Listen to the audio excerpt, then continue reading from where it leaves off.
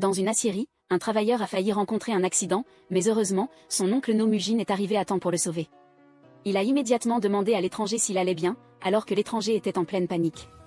No Mujin a commencé à énumérer les caractéristiques d'une zone industrielle dangereuse. On dirait que vous ne vous souciez pas de la santé et de la sécurité au travail, c'est le 21e siècle et vous faites encore des usines comme ça. Oui, notre No Mujin est un avocat spécialisé dans le droit du travail, présent dans cette usine dangereuse pour soutirer quelques pots de vin. Mais sa vie a pris un tournant sombre alors qu'il dénonçait les crimes de cette usine, des tôles d'acier lui sont tombées dessus, le tuant de manière absurde. Il faut remonter 2 ans en arrière, lorsque Mujin était un avocat réputé, travaillant pour un cabinet d'avocats depuis 10 ans. Actuellement, Mujin ne veut plus faire ce travail, malgré les exhortations continues de son aîné. Si tu démissionnes maintenant, tu n'auras pas de retraite plus tard. Le problème, c'est que Mujin s'en moque maintenant, se demandant si je saute d'ici, est-ce que je pourrais mourir? Pourquoi les gens fabriquent-ils ces lunettes de sécurité? L'aîné de Mujin se demandait quelle était la vraie raison pour laquelle son cadet voulait démissionner. Mais ce que tu as dit, c'est que les gens ont fabriqué ces lunettes pour empêcher les gens de se suicider comme toi. Quand Mujin est sorti de la voiture, devant lui se trouvait une Rolls-Royce blanche argentée extrêmement luxueuse appartenant à son ami proche. Il s'est avéré que la vraie raison pour laquelle Mujin a quitté son emploi d'avocat était que cet ami l'avait entraîné à investir dans la crypto-monnaie. Maître Yuan avait déjà dit, qui ne risque rien n'a rien, seul l'investissement dans la crypto-monnaie peut rendre riche. Mais comment devenir riche quand cet ami n'arrêtait pas d'accélérer, ce qui a un peu effrayé Mujin et l'a fait dire « Si tu vas si vite, tu vas mourir », a dit notre ami ours, on ne meurt qu'une fois dans sa vie. Résultat, l'ami qui venait d'apparaître quelques secondes est mort de façon absurde. Quant à Mujin, il pleurait sans arrêt dans la foule, tout le monde pensait qu'il était très proche de son ami pour pleurer ainsi. Mais c'est parce que Mujin avait mis toutes ses économies dans un contrat à terme, ou ce qu'on appelle des trading ou trading de bougies, c'est pourquoi il pleurait si fort. Après avoir quitté la foule, le manager s'est approché de lui et lui a demandé s'il avait perdu tous ses biens à cause de l'investissement dans la crypto-monnaie. C'est pour ça que tu as voulu démissionner si vite, tu étais passionné par le day trading, mais ce n'est pas grave. Le manager l'a consolé, tu n'as qu'à étudier pour devenir avocat spécialisé dans le droit du travail, je te trouverai un poste dans mon entreprise. Les yeux de Mujin se sont illuminés. Il a juste critiqué, si le salaire est élevé, je le fais, si le salaire est bas, non. Mais il a quand même obligé le manager à lui réserver une place. C'est ainsi que Mujin, la quarantaine, a commencé à étudier jour et nuit. Il étudiait même en travaillant à temps partiel, et pour étudier efficacement, il mangeait même des livres. Après un an d'effort, il a reçu la notification de réussite à l'examen de certification d'avocat spécialisé dans le droit du travail, mais il a également appris que son manager avait été renvoyé pour harcèlement envers des employés. Assis dans un bar, Mujin, la quarantaine, est rejoint par son collègue qui ne manque pas de le taquiner. Tu devrais être ivre en entendant cette nouvelle, non? Ah, et ce collègue qui a harcelé une employée cette année-là. Cela a rappelé à Mujin que son ancien manager avait eu des contacts intimes et inappropriés avec lui. Il s'est avéré qu'il était gay depuis tout ce temps. La vie de Mujin était déjà difficile, et maintenant il rencontrait un pervers. À ce moment-là, son ami lui a suggéré, pourquoi ne pas ouvrir ton propre cabinet? Le problème est que Mujin n'a pas d'argent. Son ami l'a alors incité, tu devrais emprunter de l'argent, à moins que tu ne veuilles attendre d'avoir 50 ans sans rien. Emprunter est facile, rembourser est difficile. On ne meurt qu'une fois dans la vie. C'est vrai, les meilleurs amis s'aident à s'en sortir. De bons conseils, après que les 2 hommes ivres soient partis, voyant son ami se plaindre sans cesse de ne plus vouloir être salarié, Mujin s'est empressé de dire, c'est moi qui veux pleurer parce que je n'ai pas de travail. Pourquoi es-tu le seul à être ivre? Son ami l'a alors taquiné, notre Mujin est un avocat avec un diplôme en bonne et due forme. Pas comme un simple salarié comme moi. En parlant, il a trébuché sur une statue et s'est mis à vomir. Mujin ne savait pas s'il était en train d'halluciner, mais il s'est excusé auprès de la statue de bronze et l'a essuyé. Au passage, il s'est présenté à la statue comme avocat spécialisé dans le droit du travail. Une noble profession au service des travailleurs. Après avoir parlé, il a laissé sa carte de visite à la statue de bronze, ignorant que sa vie allait changer à partir de là. Pour que le certificat qu'il avait obtenu en seulement un an ait une utilité, Mujin a décidé d'ouvrir un cabinet d'avocats spécialisé dans le droit du travail. Il a même embauché sa belle-sœur comme employée. Bien qu'elle soit sa belle-sœur, lui dut la menacer, si tu ne me paies pas, je te poursuivrai. Voici sa carte de visite avec la devise qu'elle préfère, nous recouvrons vos salaires impayés. Voyant son visage déçu, sa belle-sœur s'est irritée. Bon, ça suffit, je démissionne tout de suite. Mujin l'a alors critiquée, la traitant de chômeuse qui fait des manières. Lui dut a commencé à dire qu'elle était aussi très occupée. Des réservations pour des publicités d'idoles TikTok. Presque pas le temps de respirer, et tu continues de parler. Le problème, c'est que sa chaîne n'a que 500 abonnés. On ne sait pas ce qui se passe avec cette famille. En fait, la jeune femme voulait juste que son beau-frère et sa sœur ne divorcent pas pour qu'elle puisse vivre en paix. Sinon, sa sœur la dérangerait à mort. Soudain, le téléphone sonne. Tous deux pensaient que c'était un client pour l'inauguration, mais c'était juste le pervers qui appelait parce qu'il avait entendu dire que son petit frère avait ouvert un cabinet. Il a expliqué à Mujin pourquoi il était considéré comme un pervers par l'entreprise. En fait, il voulait juste prendre soin d'eux et les cajoler parce qu'il les aimait bien. Il ne savait pas qu'il serait considéré comme un pervers. Après moult discussions, il voulait toujours emprunter de l'argent à son pauvre frère, mais comme les deux approchaient de la date limite de paiement du loyer, Mujin n'avait pas un sou à prêter. Actuellement, ils ont faim, donc la première chose à faire est de distribuer des cartes de visite partout pour trouver des clients qui les embaucheront comme avocats. Mais ils sont allés d'un endroit à l'autre. Mujin n'a pu trouver aucun client. Il a même dû utiliser une carte de réduction pour acheter des nouilles instantanées. Le problème est que cette carte ne fonctionnait pas, donc il n'a eu d'autre choix que de jeûner. Après une période de travail acharné, la seule chose qu'il pouvait faire actuellement était d'afficher une réduction de 50% sur les consultations, le summum de la pauvreté. En dehors du travail, Mujin ne pouvait voir sa femme et ses enfants que lorsqu'il lui manquait. Comme il avait hypothéqué tous ses biens et que sa femme l'avait mis à la porte, il ne pouvait pas rentrer chez lui. Soudain, le lendemain matin, Mujin a été réveillé à plusieurs reprises par un fort coup à la porte. Il est sorti et n'a vu qu'une personne en feu. Un instant plus tard, il a ouvert les yeux et s'est rendu compte que ce n'était qu'un rêve, la personne réelle était le propriétaire qui venait réclamer le loyer du bureau. Mais il a dû ouvrir son téléphone pour voir ce que le rêve de feu signifiait. Le feu signifie de bonnes choses, les affaires vont prospérer et réussir, ce qui l'a rendu heureux et il est allé arroser les plantes. Merci, car toutes les plantes sont mortes sauf toi, a dit sa belle-sœur, c'est une fausse plante, toutes les vraies sont mortes. En plus de ça, elle a commencé à faire ses valises comme si elle voulait déménager d'ici. Mujin, impuissant, lui a dit, comment se fait-il que tu sois encore en vie?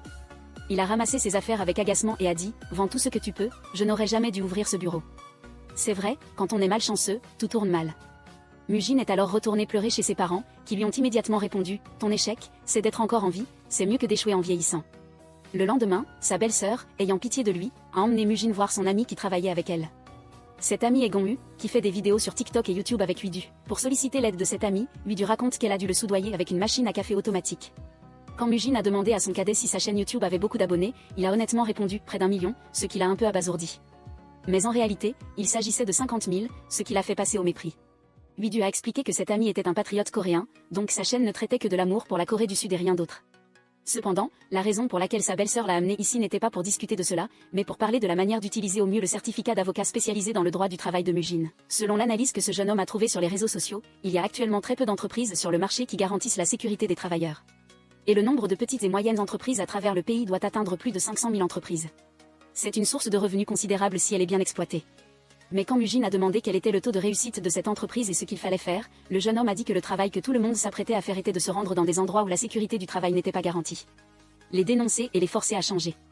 Ainsi, il cracherait des pots de vin pour clore l'affaire. Mais quant au taux, il a regardé le bras de son cadet et a vu que le taux de réussite était inférieur à 1%. Voyant cela, il les a ignorés tous les deux et est parti.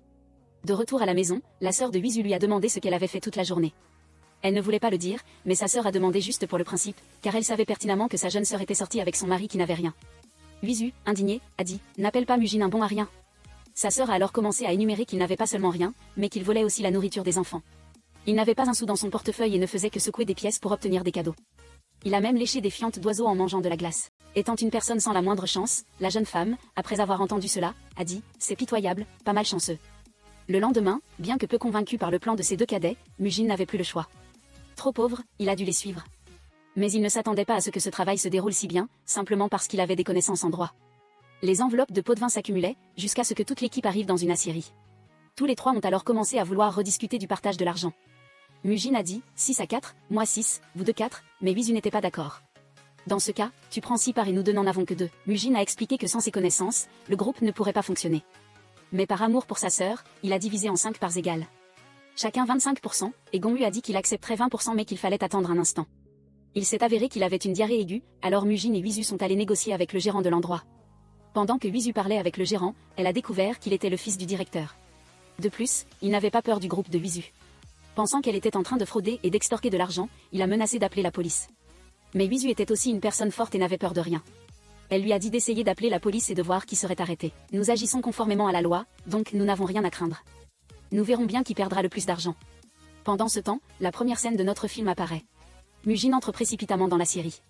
Il sauve l'homme étranger et lui demande s'il va bien. Puis il commence à parler du manque de rigueur de la gestion dans cet endroit. Il explique pourquoi tant d'accidents ont été enregistrés ici. À peine a-t-il fini de parler qu'un crochet frappe l'acier derrière lui, projetant Mujin hors de ce monde sans qu'il s'en rende compte. Dans l'esprit de Mujin, les scènes de sa famille lui sont revenues. Depuis son enfance jusqu'à l'âge adulte, tout a défilé en un instant. Tout le monde demande où est Muzin, et tout le monde pense qu'il est mort et ne pense qu'à soi. Il n'est pas quelqu'un de spécial. Muzin ne comprend pas ce qui se passe. Il dit qu'il n'est pas mort, mais tout le monde dit qu'il est sur le point de l'être. À quoi bon vivre si l'on est toujours égoïste? Soudain, une personne brûlée devant la porte attire l'attention de Muzin. Il ouvre la porte et un homme d'une vingtaine d'années apparaît devant lui et lui parle. Le jeune homme lui demande comment il a pu se tenir là. Muzin se demande pourquoi il le tutoyait. L'homme lui dit qu'il est assez âgé pour le tutoyer. Voyant qu'il voulait vivre, il est venu l'aider. Il y a d'innombrables âmes travailleuses qui sont mortes injustement. Mortes, elles errent encore sur Terre, mais nous sommes trop occupés pour nous occuper d'elles toutes. C'est pourquoi Mujin est apparu dans cet espace. L'homme devant lui l'a forcé à signer un contrat de travail avec lui. Voilà, c'est l'avocat du travail que Mujin est en train de devenir. Ayant dit cela, il a tendu le contrat à Mujin et l'a forcé à le signer. Soit tu signes et tu continues à vivre, soit tu meurs, c'est tout. Bien qu'hésitant, Mujin ne pouvait mourir qu'une seule fois, comme son frère Zhang Min le lui avait appris. Mujin a immédiatement signé le contrat de travail car il ne voulait pas encore mourir. Cette rencontre remonte à la nuit où il est allé boire. Il a laissé sa carte de visite à la statue de la faucheuse, ce qui lui a valu sa grâce. Résultat, Mujin n'a pas été écrasé par les barres d'acier, il est resté vivant et souriant. Le seul problème, c'est qu'à son réveil, il a eu si peur qu'il a mouillé son pantalon. Dans la voiture, sa belle-sœur l'a réprimandé, on était sur le point de conclure l'affaire et tu as tout gâché. Mais Gong Yu pensait que c'était la preuve que tout le monde pouvait conclure cette affaire. Mujin est alors revenu à lui et a raconté à ses deux cadets qu'il avait rencontré un homme. Le seul problème, c'est qu'un type était assis à côté de lui, ce qui l'a fait sursauter et a fait sursauter les autres aussi. Pensant qu'il était en train d'halluciner, Mujin est allé en thérapie, mais partout où il allait, il voyait l'ombre du jeune homme le suivre. De retour au bureau, voyant qu'il n'y avait que 8 du dans la pièce, il a demandé où était Gong Yu. Dès qu'il est sorti, Mujin a poussé un soupir de soulagement, pensant qu'il n'y avait pas de fantôme, mais en fait le fantôme était assis à côté de Huidu, ce qui l'a fait crier. Gong Yu a alors eu l'idée d'un titre, l'avocat du travail qui peut voir les fantômes. Poster cela sur TikTok attirerait sûrement beaucoup de vues. Cependant, les deux ont cru Mujin et lui ont demandé, peux-tu vraiment voir les fantômes? Ils ont sûrement besoin d'aide. Alors, les deux cadets ont commencé à filmer. Qui aurait cru que Mujin voyait vraiment des fantômes, pensant qu'il jouait la comédie? Pendant ce temps, Mujin a commencé à interroger le fantôme, qui a répondu qu'il était Lee Min-wook. Ancien lycéen fraîchement diplômé, il avait menti à sa mère en lui disant qu'il avait trouvé un travail, sans préciser que c'était dans une aciérie, pour la rassurer. C'est le directeur gérant de cet endroit qui l'a emmené dans un dortoir, présenté comme un logement privé sur le dépliant. Mais cela ressemblait plutôt à un entrepôt où Min-wook vivait avec l'étrange Nimo que Mujin avait rencontré à l'époque, lorsqu'il avait commencé son apprentissage. Min-wook a raconté que ces gens l'obligeaient à nettoyer les machines alors qu'elles étaient encore en marche et à se débrouiller seules. Si l'on arrêtait la machine de découpe ou autre chose, cela ne ferait que ralentir le travail. Min-wook, pour ne pas inquiéter sa mère, lui avait écrit qu'il mangeait 3 repas copieux par jour ici. Il y avait aussi une salle de sport, donc sa mère n'avait pas à s'inquiéter. Le problème, c'était que ce n'était qu'un mensonge pour la rassurer, car tous les parents s'inquiètent pour leurs enfants partis loin. Avant d'arriver à la raison de sa mort, Mujin a été giflé plusieurs fois par Gong Yu, à en avoir la mâchoire tordue. On plaisantait, mais tu l'as fait pour de vrai? Le groupe a alors montré à Mujin la vidéo de lui, figé comme une statue. Mujin a réalisé qu'il avait été possédé et l'a raconté à ses cadets. Mais aucun d'eux n'a cru ses paroles. Il a dit qu'il n'avait fait qu'entendre parler de Min, sans jamais le voir. Par curiosité, le groupe a décidé de se rendre à cette aciérie. Mujin a dit que ce fantôme les avait suivis depuis cet endroit, alors maintenant il devait d'abord obtenir des informations sur l'endroit. Gong Yu, bien qu'il ait l'air jeune, a un ami journaliste dans une grande entreprise.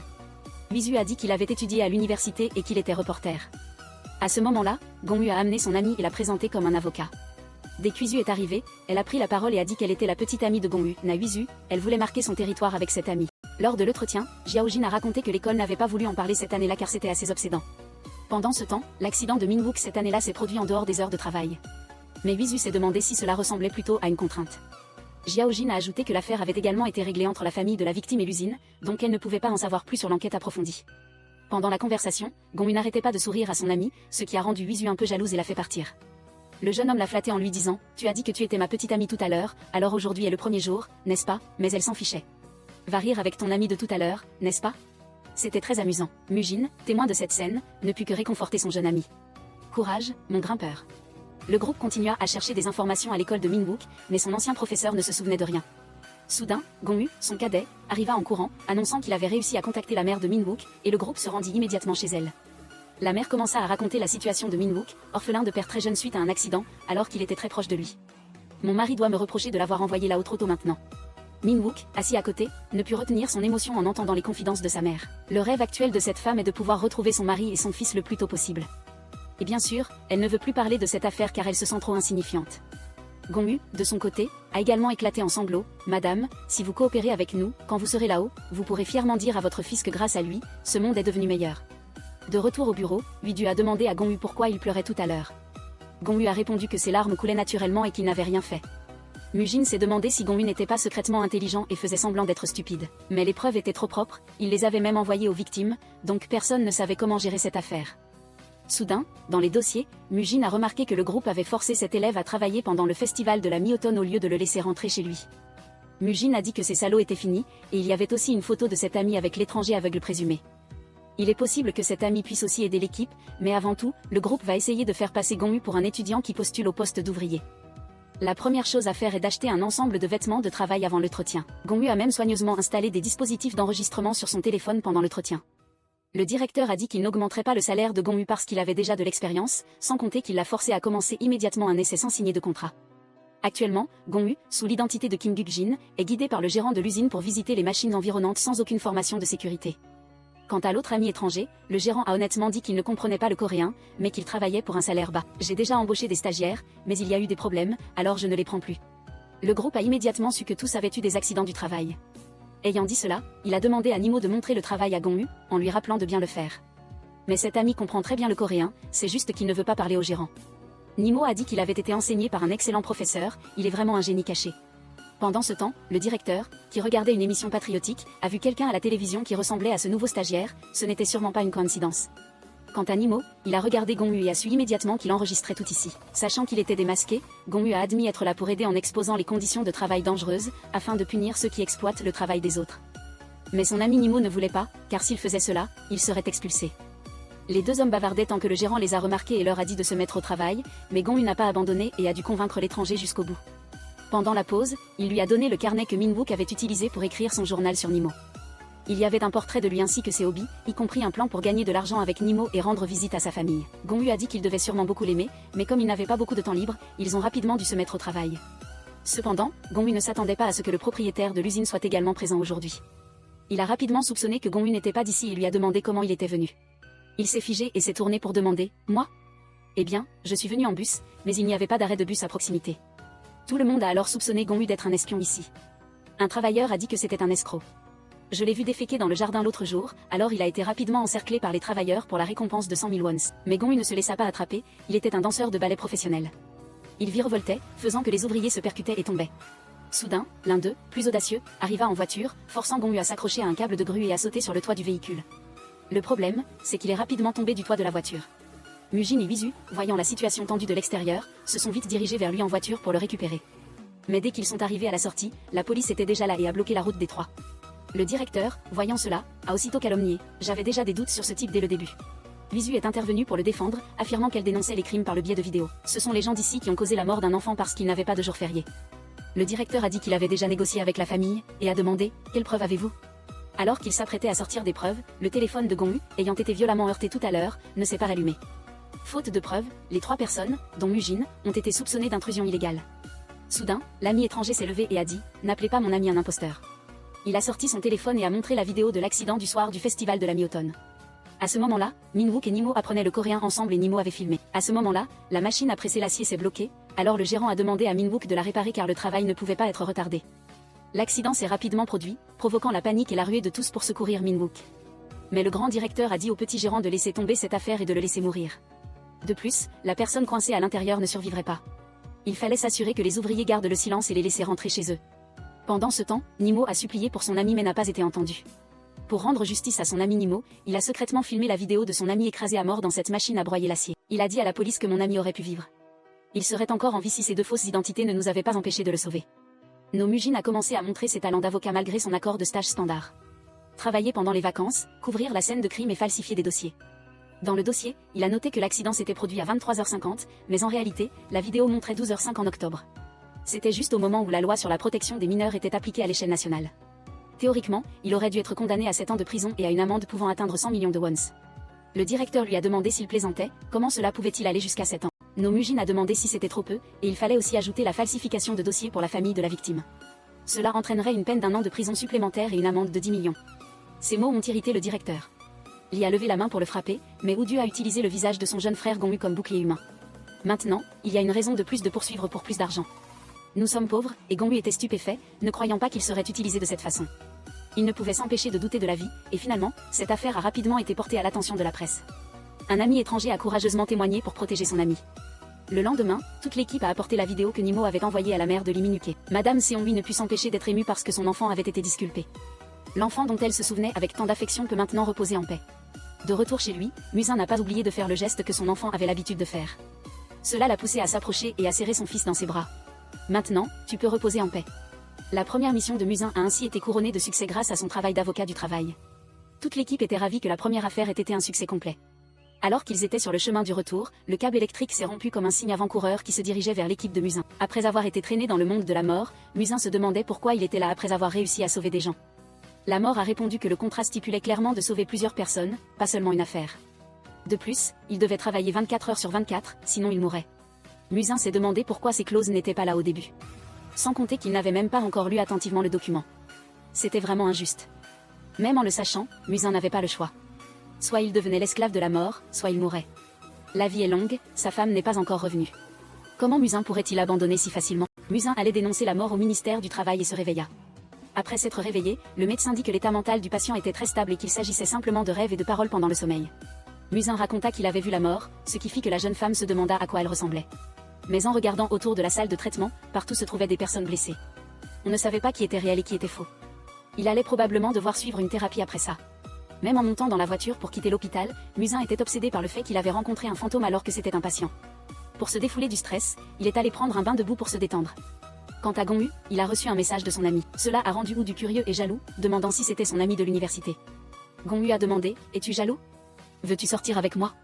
Elle a dit « Tu peux sortir avec mon poing, ça, oui. » Il est vrai qu'il n'était que beau. Juste à ce moment-là, la sœur de Woo est passée. Gongyu a dit à sa sœur que ce mois-ci, il y avait 2000 nouveaux abonnés, alors ils étaient sur le point d'obtenir le bouton d'argent. Plus précisément, ils avaient besoin de près de 50 000 abonnés supplémentaires. Sa sœur portait sa chemise. La sœur de Woo était furieuse et voulait que sa sœur enlève sa chemise en pleine rue. Heureusement, Gongyu l'a arrêté, sinon il y aurait eu une bagarre. Même les trois d'entre eux assis ensemble pour boire se disputaient. Gongyu a suggéré que s'il publiait ce sujet, il ferait certainement le buzz. Musin vient de se réveiller d'un beau rêve. À côté de lui se trouvait, de manière inattendue, une femme le visage couvert de sang, qui a disparu. Il a involontairement cru qu'il avait des hallucinations et a commencé à tâtonner. Il pensait que c'était simplement des hallucinations dues au surmenage. De retour chez lui, Musin était toujours inquiet, comme si un fantôme le suivait. Il a rapidement couru dans son bureau et a allumé toutes les lumières. Alors qu'il soupirait de soulagement, une infirmière était assise à la place de Musin. Il lui a demandé avec effroi de lui dire ce qu'elle voulait. Mais au lieu de parler, cette femme a juste montré sa carte, révélant qu'elle était l'infirmière Unrom. Puis elle est entrée dans le corps de Musin sans dire un mot de plus. Le lendemain, quand Wisu est arrivé au bureau, Wisu a vu que son frère Musin se tenir devant le miroir, se regardant et se trouvant plutôt beau. Il s'est retourné et a dit qu'il allait se venger, ce qui a surpris Wisu. Pensant que son frère était malade, elle l'a suivi à l'hôpital. Musin a fait semblant d'avoir des difficultés à respirer et a commencé à s'inquiéter et à avoir peur avant de s'évanouir. Jusqu'à ce qu'un médecin homme vienne examiner Musin. Il semblait enragé d'être possédé. Il a demandé « Pourquoi es-tu encore ici ?» Wisu pensait que son frère n'allait pas bien, alors elle a juste forcé Musin à se reposer, lui disant de ne plus créer de problème. Un moment plus tard, Gongyu est également arrivé. Wisu a dit qu'elle ne pouvait pas imaginer ce qui arrivait à son frère. Mais quelques minutes après s'être retourné, son frère avait déjà disparu. Pendant ce temps, le médecin qui avait examiné Musin, alors qu'il rentrait à son travail, reçut une gifle de Musin. Alors qu'il s'apprêtait à appeler la sécurité, ce médecin entendit les paroles qu'il avait autrefois proférées contre une infirmière dans cet hôpital. « Une ordure comme toi a le droit de porter cette blouse blanche ?» Puis l'esprit entra en Musin, et il se jeta sur le médecin devant plusieurs personnes, le frappant. Considéré comme perturbateur, Musin fut expulsé de l'hôpital. C'est alors qu'il reprit ses esprits et dit que même s'il racontait, les deux ne le croiraient pas. Wisu a alors raconté toute l'histoire, depuis que Musin avait perdu le contrôle et attrapé le médecin par le col. Puis il lui avait tiré les cheveux et l'avait giflé sans rater un seul coup. Alors qu'il ne comprenait pas ce qui se passait avec ses deux cadets, Musin vit le corps d'une infirmière gisant sur le sol, le regard fixé dans ses yeux. C'était l'infirmière qui l'avait possédé. Quant au médecin d'avant, il semblait avoir rencontré un fantôme. Il ne savait pas si ce qu'il voyait était une hallucination due au fait qu'il n'avait pas encore écouté la présentation. Pendant ce temps, à la maison, sa belle-sœur demandait sans cesse son salaire du mois pour démissionner, alors Musin raconta qu'à l'hôpital, une infirmière nommée Unrom avait été gravement maltraitée. Wisu, après avoir entendu cela, eut peur d'être impliquée dans ces histoires de psychologie et de fantômes. Cependant, elle demanda à Musin comment venger cette fille. Gongyu, le cadet, a également découvert des informations sur cette affaire. Le 29, à l'hôpital de Dingbu, une infirmière s'est suicidée en prétendant s'être disputée avec son petit ami. Musin a trouvé que cette affaire semblait avoir été dissimulée. Désormais, chaque fois que Musin disait n'importe quoi, tout le monde comprenait qu'il était possédé. Gongyu a dit qu'il fallait réfléchir un peu rationnellement à cette affaire, et ne pas suivre l'émotion. Alors, il a emmené les deux frères et sœurs chez la chamane pour voir si un esprit possédait Musin. Après avoir frappé la cloche jusqu'à en avoir mal aux oreilles, la chamane a commencé à prédire l'avenir amoureux de Musin, comme si ce n'était pas la raison de sa venue ici. Wisu lui a demandé de prédire l'esprit qui suivait son frère. La chamane fut soudainement possédée et dit que la personne qui suivait Musin était quelqu'un qu'il ne pourrait jamais vaincre. Car c'était un général qui avait aidé Musin à vivre dans ce monde. Musin était de l'élément eau mais avait été complètement évaporé par l'élément feu. Si le protecteur derrière lui disparaissait, Musin mourrait certainement. En entendant cela, Gongyu en a profité pour demander à la chamane des prédictions sur sa propre vie amoureuse. Elle a dit qu'il ferait mieux de se taire, comme le lui avait conseillé la fille à côté de lui. Alors qu'il s'apprêtait à partir, la chamane a dit que Musin était très vulnérable à la possession. La solution, ce sont les amulettes que je vends avec une réduction de 30%, disponibles dans la boutique YouTube avec le bouton d'argent de la chamane. Gongyu a senti qu'il était battu même par une chamane, mais il a quand même acheté des amulettes car l'histoire l'avait un peu effrayé. Les trois sont même allés voir un prêtre pour se confesser et demander de l'eau bénite. Ils ont aspergé Musin directement, mais il n'y avait rien là. Alors les trois ont continué à aller au temple pour prier Bouddha, mais Gong Yu n'a fait que transpirer et se sentir fatigué toute la journée, et personne n'a pu aider Musin. C'est vrai, il n'était possédé que par un seul esprit, mais tout le monde commençait à être superstitieux. Musin, pour se prémunir contre la possession, a même acheté plusieurs bracelets de prière qu'il a portés sur lui. Alors qu'il était allongé devant le dépanneur, l'employé est venu le chasser, disant que si Musin restait là, il serait pénalisé. Il a demandé à Musin si ce métier rapportait beaucoup, car il avait l'air misérable. Avoir dû acheter des choses avec une carte de réduction devant ce jeune homme était suffisant pour comprendre. Après être rentré chez lui avec les courses, il n'avait même pas fini de manger la saucisse que l'infirmière lui est apparue, exigeant de le posséder. Soudain, la mort est apparue à côté de lui, permettant à l'infirmière de le faire, ce qui a replongé Musin dans le rêve des souvenirs du défunt. Cette année-là, alors qu'elle était une nouvelle infirmière à l'hôpital, l'infirmière Eunrom était constamment brimée par l'infirmière Seora, bien qu'elle ait fait beaucoup d'heures supplémentaires à l'hôpital toute la semaine. Sous pression, elle a même appelé accidentellement une patiente Madame au lieu de Mademoiselle, ce qui lui a valu de se faire réprimander sans ménagement. Même envoyer un message à son petit ami la faisait se faire réprimander et être renvoyée au travail. Un jour, l'infirmière Eunrom est arrivée 30 minutes en avance, mais elle a quand même été harcelée par l'infirmière Seora. Cette dernière n'a cessé de la gronder, et l'infirmière Eunrom ne pouvait que supporter, tandis que ses deux jeunes frères et sœurs, Wisu et Gonu, se promenaient ensemble, curieux de savoir ce que faisait leur frère. Voyant leur frère allongé sur le canapé, ils pensaient qu'il dormait, mais en réalité, Musin était en train de revivre les sentiments de l'infirmière Eunrom, selon les dires de la mort. Malgré ses tentatives de résistance, la mort lui a dit qu'il devait voir tout ce souvenir pour comprendre à quel point cette personne avait souffert. En entendant cela, Musin a décidé de fermer les yeux et de regarder une fois de plus. À ce moment-là, devant lui se trouvait le docteur Nam Parkongu, celui qui avait été possédé et frappé par l'infirmière Eunrom. À l'époque, l'infirmière Eunrom était en charge d'un patient et suivait les instructions du docteur Park. Elle avait essayé de le conseiller sur la prescription, mais il lui avait seulement ordonné d'obéir. Pour avoir fait des heures supplémentaires toute la semaine et être trop fatiguée, l'infirmière Eunrom s'est confiée à son aîné, disant qu'elle avait l'impression de vouloir mourir à cause de cette pression. Mais quand elle a entendu cet aîné lui dire que si elle n'avait pas travaillé 1 an, il serait difficile de trouver un autre poste, elle a essayé de rester un peu plus longtemps. Cependant, sa plainte auprès de ses supérieurs a été réprimandée par son aîné, qui lui a dit qu'elle était la seule à se plaindre de devoir travailler tôt et de manquer de sommeil. L'infirmière Seora a grondé et critiqué l'infirmière Eunrom, mais comme il y avait une urgence, tout le monde a dû se rassembler rapidement. C'était le patient que le docteur Park avait demandé à l'infirmière Eunrom de suivre ses instructions. À cause de cela, elle a été réprimandée par la femme du patient, et le docteur Park a en plus rejeté toute la responsabilité sur l'infirmière Eunrom. Cela la rendait de plus en plus impuissante, tandis que le chef de service, voulant étouffer l'affaire, a conseillé au docteur Park de planifier de museler tout le monde, de ne laisser personne révéler quoi que ce soit, et l'infirmière Eunrom a tout entendu. C'est parce qu'elle n'avait pas de voix et ne pouvait pas retrouver son honneur que l'infirmière Eunrom a mis fin à ses jours injustement. Alors qu'elle sautait, Musin a également ressenti cette sensation. Cela l'a irrité et il a demandé pourquoi on le laissait vivre cela. À ce moment-là, la mort a dit que si Musin n'était pas possédé, comment pourrait-il comprendre les sentiments du patient? De toute façon, il devrait l'écouter puisque la chamane l'avait conseillé. Depuis ce jour-là, le bureau, qui ne semblait craindre aucun fantôme, s'est retrouvé rempli d'amulettes, et même la jeune femme non superstitieuse suivait maintenant à la fois le bouddhisme et le christianisme. Amen Bouddha, Musin a dit de se débarrasser de tout cela et de regarder la météo. Mais en même temps, il récitait des sutras en ligne, disant que ne pas avoir peur était vraiment une blague. À ce moment-là, pour résoudre cette affaire de suicide, Musin a analysé avec ses cadets chaque événement qu'il avait vu dans la mémoire de l'infirmière Eunrom. Pour faire simple, pour que le suicide soit reconnu comme lié au travail, le groupe devra trouver des preuves de la cause. Deuxièmement, le suicide a été commis lorsque l'état mental était instable. La première chose à faire est de trouver la famille du patient. Musin ne s'attendait pas à ce que sa belle-sœur ait trouvé le frère cadet de la victime il y a longtemps, ainsi que l'ami de l'infirmière Eunrom, Sison. Le soir, en rentrant à la maison, la sœur de Wisu lui a demandé si elle n'était pas sérieuse au sujet de sa relation, de ne plus sortir avec son jeune frère Gongyu. De ne pas lui donner de faux espoirs. Wisu a dit que ses standards étaient très élevés et que Gongyu ne pouvait pas les satisfaire, mais chaque fois que quelqu'un lui envoyait un message, elle devenait jalouse. Quand sa sœur lui a posé la question, elle a juste dit que ce n'était pas son affaire. Personne ne voulait céder. Le lendemain, Mujin est allé chez l'infirmière Eunrom. Il a appris qu'elle avait toujours dit à ses parents que tout allait bien à l'hôpital, mais ce n'était que pour les rassurer. Après avoir appris la nouvelle, la famille savait seulement que l'affaire était considérée comme un suicide dû à une rupture, donc la famille de l'infirmière Eunrom ne savait plus quoi faire à ce moment-là. Pendant ce temps, à l'hôpital, 2 infirmières sont allées voir l'infirmière en chef pour lui dire que quelqu'un du bureau du travail était venu les voir. C'était le bureau d'avocats spécialisé dans le droit du travail en charge de l'affaire de l'infirmière Eunrom, mais cette infirmière en chef ne s'en souciait pas du tout. Elle a juste ignoré et a continué à travailler. Je suis allée voir le docteur Park et l'infirmière Seora, qui étaient paniqués, se demandant pourquoi quelqu'un déterrait cette affaire maintenant. Le docteur a ordonné à Seora de contrôler la situation et les autres infirmières. Le secret ne devait pas être révélé. Finalement, il l'a même blâmé, disant que c'était parce que Seora avait intimidé Eunrom que quelqu'un déterrait cette affaire maintenant. Il a forcé l'infirmière à faire tout son possible pour que cette histoire ne soit pas révélée, ce qui l'a aussi épuisé. Elle n'était pas différente d'Eunrom, qu'elle avait intimidé cette année-là. Le lendemain, Mujin et sa belle-sœur sont allés au cabinet d'avocats qui avait géré cette affaire pour trouver des indices. Il a raconté qu'il avait déjà traité cette affaire, mais qu'il n'y avait absolument aucune preuve, alors il l'avait classée. Sachant que Mujin venait d'ouvrir son cabinet, l'avocat, avec un air un peu méprisant, lui a dit d'essayer pour voir. En rencontrant l'inspecteur de police, il a seulement appris qu'Unrom avait eu un petit ami et qu'elle était très heureuse.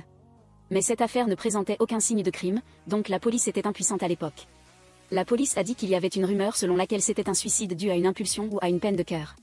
Cela semblait le plus plausible, mais en réalité, Musin ne le voyait pas ainsi. En se rendant au dépanneur pour acheter de l'eau, Mujin a découvert que Joon-jin travaillait là-bas presque tous les jours sans jour de congé. Il s'est empressé de se présenter comme un avocat nouvellement accrédité, avec un badge valant 1,4 million de wons. Huizu l'a taquiné en disant que ce n'était pas de l'or pur pour qu'il soit si fier. Il était endetté et n'avait plus un sou, mais il faisait toujours semblant. Mujin a ignoré sa sœur et a dit à Joon-jin de l'appeler s'il avait besoin de quoi que ce soit. Pour trouver plus d'indices, Gong-yu a également prévu d'utiliser les médias pour faire éclater l'affaire, si l'hôpital avait effectivement étouffé la vérité. Soudain, Mujin se souvint qu'Unrom avait fait une demande de plainte qui était tombée sous l'armoire. Maintenant, toute l'équipe avait une raison de chercher des indices à l'hôpital. Alors Gong-yu dut se déguiser en un beau et grand médecin. Partout où il allait, il attirait les regards des femmes. Huizu, jalouse, lui dit de se concentrer sur son travail. Mais le jeune homme sortit son miroir et se prit en selfie. Huizu, ne t'inquiète pas. Seules les femmes se font avoir, pas moi. Ainsi, ils traversèrent l'hôpital. Mujin remarqua alors que le jeune homme venait de passer devant l'infirmière qui avait intimidé Unrom. Il lui demanda de rester ici pour voir si quelque chose se passait, comme avec Unrom cette année-là. Seora était constamment réprimandée et critiquée par l'infirmière en chef pour son incapacité à travailler. Même si elle faisait des heures supplémentaires, elle était toujours grondée de la même manière. Soudain, une autre infirmière a vu Gong-yu et a demandé si c'était le nouvel interne beau gosse. Profitant de sa beauté, Musin a incité Gong-yu à demander où se trouvait la salle d'équipement pour y récupérer le formulaire de plainte. Maintenant, tout le monde à l'hôpital parlait d'un nouvel interne super beau. De plus, il était grand et ressemblait à un mannequin. Jisung, l'ancienne amie d'Unrom, s'est demandé ce qui se passait aujourd'hui. L'infirmière devant elle a alors révélé qu'un nouvel interne masculin était arrivé. Jisung s'est demandé pourquoi le nouvel interne était un homme et non une femme. Pendant ce temps, Mujin, pour distraire tout le monde à l'hôpital et permettre à son jeune frère de s'échapper, est délibérément passé par le hall pour que les gardes le poursuivent. Après cet incident, les infirmières qui connaissaient les brimades et les pressions exercées par l'hôpital ont pris la parole pour défendre les droits des travailleurs. Parmi elles, il y avait notamment son amie Jisung et l'infirmière qui avait intimidé Unrom. L'hôpital avait forcé tout le monde à signer un engagement au moment du suicide d'Unrom. Il était seulement permis de signaler à la police que la victime était une personne souffrante après une rupture amoureuse et qu'elle était tombée dans un état extrême. Si cette histoire était révélée, tout le monde serait considéré comme un tyran. La réputation de l'hôpital serait ainsi ruinée. Sur l'écran de diffusion, Gong-yu a également demandé s'il y avait un autre événement caché. C'était la faute d'un médecin nommé Park Kong-gu qui avait ordonné à Unrom de le suivre, pour finalement rejeter toute la faute sur elle. Après la diffusion en direct, une personne qui s'est présentée comme l'ancien petit ami d'Unrom a envoyé un message à Gong-yu. Il a appelé tout le monde pour fournir une preuve supplémentaire que sa petite amie était également forcée de travailler excessivement, n'ayant même pas le temps de manger. L'ancien petit ami a également mentionné que Unrom avait voulu démissionner depuis longtemps, mais qu'elle avait entendu des menaces de ne plus pouvoir entrer dans l'industrie, alors elle avait continué à travailler. Alors qu'il était au bord de la dépression, l'ancien petit ami regrettait de ne pas avoir pu comprendre sa petite amie à l'époque et de n'avoir rien pu faire. No Mujin s'est levé, a fait le tour et l'a serré dans ses bras pour le réconforter, laissant tout le monde perplexe devant cette scène inattendue. En rentrant, sa belle-sœur a osé demander si c'était Unrom ou lui qui l'avait serré dans ses bras, se disant que ça devait être Unrom car son beau-frère n'aurait jamais fait ça. Après cet incident, Seora s'est souvenu que la plainte qu'elle avait annulée était toujours à l'hôpital, elle l'a rapidement récupérée et l'a envoyée au bureau de No Mujin. Maintenant qu'ils avaient toutes les preuves pour confirmer, l'équipe a commencé à diffuser en direct sur YouTube pour attirer l'attention des médias, révélant la vérité sur le faux visage de l'hôpital, avec la participation de la famille de la victime, et bien sûr, la promotion de l'avocat en charge de l'affaire. Le procureur, après avoir reçu l'information, a également envoyé des personnes à l'hôpital pour recueillir tous les documents, rendant le docteur Park, qui avait fait du tort à Unrom, très inquiet. Il a donc dû consulter un psychiatre pour se faire soigner, disant qu'il voyait récemment des ombres malgré toutes les analyses. Le médecin lui a alors dit qu'il avait besoin d'un traitement psychologique plutôt que physique. Les nouvelles concernant la chaîne YouTube de Gong-yu sont également devenues célèbres pour avoir révélé la vérité. Ce qui a fait la fierté de Gong-yu, qui a appelé tout le monde à s'abonner à sa chaîne. Après cet incident, tout le monde est venu rendre visite à l'infirmière qui avait été maltraitée à l'hôpital. Parmi eux se trouvait Seora, qui avait autrefois intimidé Unrom, venue pour pleurer sa jeune collègue. Elle pouvait maintenant reposer en paix au paradis, pensant que sa propre vie allait s'améliorer. Mais la mort a de nouveau convoqué Musin, de la manière la moins douce possible, après l'avoir rappelé dans le troisième monde via un accident de bus. Musin s'est demandé pourquoi il sauvait toujours les gens alors que la mort le faisait mourir. La mort a riposté, c'est moi qui vous ai sauvé. Le chauffeur de bus était forcé de travailler à l'excès. Il aurait dû avoir une pause de 15 minutes toutes les 2 heures de conduite. En d'autres termes, ce qui a tué Musin, c'est le système capitaliste qui n'a pas permis au chauffeur de se reposer 15 minutes. Musin a demandé avec insistance si, pour être puni, il devait y avoir une raison, et pourquoi il devait expérimenter la mort plusieurs fois. La mort lui a seulement dit de réfléchir un peu, puis a ramené Musin au présent. Ces deux cadets se sont alors précipités, paniqués, pour lui demander s'il allait bien. Le chauffeur n'a été insouciant que quelques secondes, mais Musin ne lui en voulait pas. C'était probablement le système de travail. De retour au bureau, il a raconté à ces deux cadets qu'il fallait changer le système. Il allait se lancer en politique pour devenir député. Son jeune frère Gonmu a alors repris le tournage du documentaire Misérable sur son frère aîné. Pense Y, et si ce type devenait vraiment député? Sa sœur, Wisu, n'arrêtait pas de se moquer de lui. Un bon à rien comme toi, si tu deviens député, ce pays est fichu. Soudain, un appel est arrivé. Allô, les bons à rien vous écoutent, allô? Cabinet d'avocat Musin, bonjour. Il s'avère qu'il a reçu un appel de sa mère, alors il est rentré à la maison pour voir. Son frère aîné a dit à Musin que leur mère se comportait étrangement ces derniers temps. Pendant qu'il papotait, un petit chien PHC est venu voir Musin. Son frère a dit que leur mère l'avait ramené à la maison. À peine son frère parti, la mère de Musin est rentrée. Tiens, mon fils vient me voir. Ta femme t'a quitté, alors tu te souviens de tes parents, n'est-ce pas? Il a vu le chiot aller vers la porte, près d'une femme de l'âge de sa mère. Musin salua, mais sa mère lui demanda qui il saluait. Il réalisa alors que la femme devant lui était la prochaine âme errante qu'il devait aider. Il ne pensa pas que cette personne était en fait une connaissance de sa mère. Alors je suis allé dans ma chambre. Musin a essayé de poser des questions, mais cette femme n'a pas pu dire un mot. Ce qui l'a laissé perplexe quant à la façon de l'aider.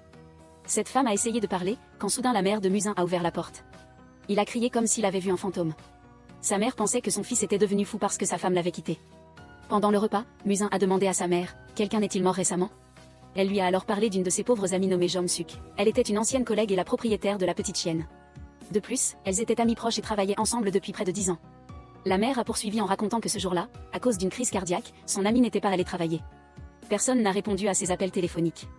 C'est la mère de Musin qui l'a découverte, et elle est toujours hantée par cet événement. Pour enquêter sur l'endroit où sa mère et son amie malheureuse travaillaient, Musin a demandé à son père, qui lui a dit qu'elle se maquillait tous les 3 mois. Quand il lui demandait où elle allait, elle balbutiait des excuses. Musin l'a suivie et a découvert qu'elle semblait avoir une liaison avec un autre homme. Mais en continuant à la suivre, sa mère est allée dans une entreprise de marketing multiniveau. Pourtant, les managers y étaient très stricts sur l'apparence des tenues. Musin a profité de l'inattention de tous pour se faufiler dans la chambre de sa mère. Là, il faisait passer un examen, comme une sorte de test pour les personnes âgées. Musin a discrètement activé l'enregistrement. Puis il a commencé à observer les actions du chef. Il appelait cet endroit la salle de la sagesse. Une tour d'ivoire intellectuelle où seuls les sages pouvaient réussir l'examen pour continuer à travailler. Quand l'examen commençait, il y avait une question par minute. Chaque question était très difficile pour les personnes d'âge moyen comme la mère de Musin. Il a regardé autour de lui. Sur le visage de tout le monde, l'inquiétude était palpable. Pour ceux qui ne pouvaient pas répondre à une seule question, le surveillant forçait les personnes âgées présentes à maîtriser l'anglais et le chinois. Toute mauvaise réponse entraînait un échec. C'est cette pression incessante qui a rendu l'ami de la mère de Musin essoufflé. Il est parti directement. Par coïncidence, il a entendu les surveillants qui ne faisaient que harceler les personnes âgées dire que cette entreprise voulait réduire son personnel de la manière la plus indirecte. C'était en faisant passer des examens. Après avoir compris les difficultés que sa mère rencontrait dans son entreprise, Musin a directement emmené sa mère dans un café. Aider votre mère à se libérer du stress après une journée d'examen éreintante imposée par des capitalistes cherchant à réduire leurs effectifs. Ce n'est qu'un instant plus tard qu'il a finalement rassemblé son courage pour lui demander pourquoi elle n'avait pas mentionné ses tests à la compagnie avec lui. Mais le fait qu'elle doive s'habiller et passer ces tests ridicules juste pour garder son emploi était assez embarrassant. Elle ne voulait pas que son fils ou sa famille sache qu'elle était dans cette situation. Musin a demandé à sa mère si elle ressentait quelque chose.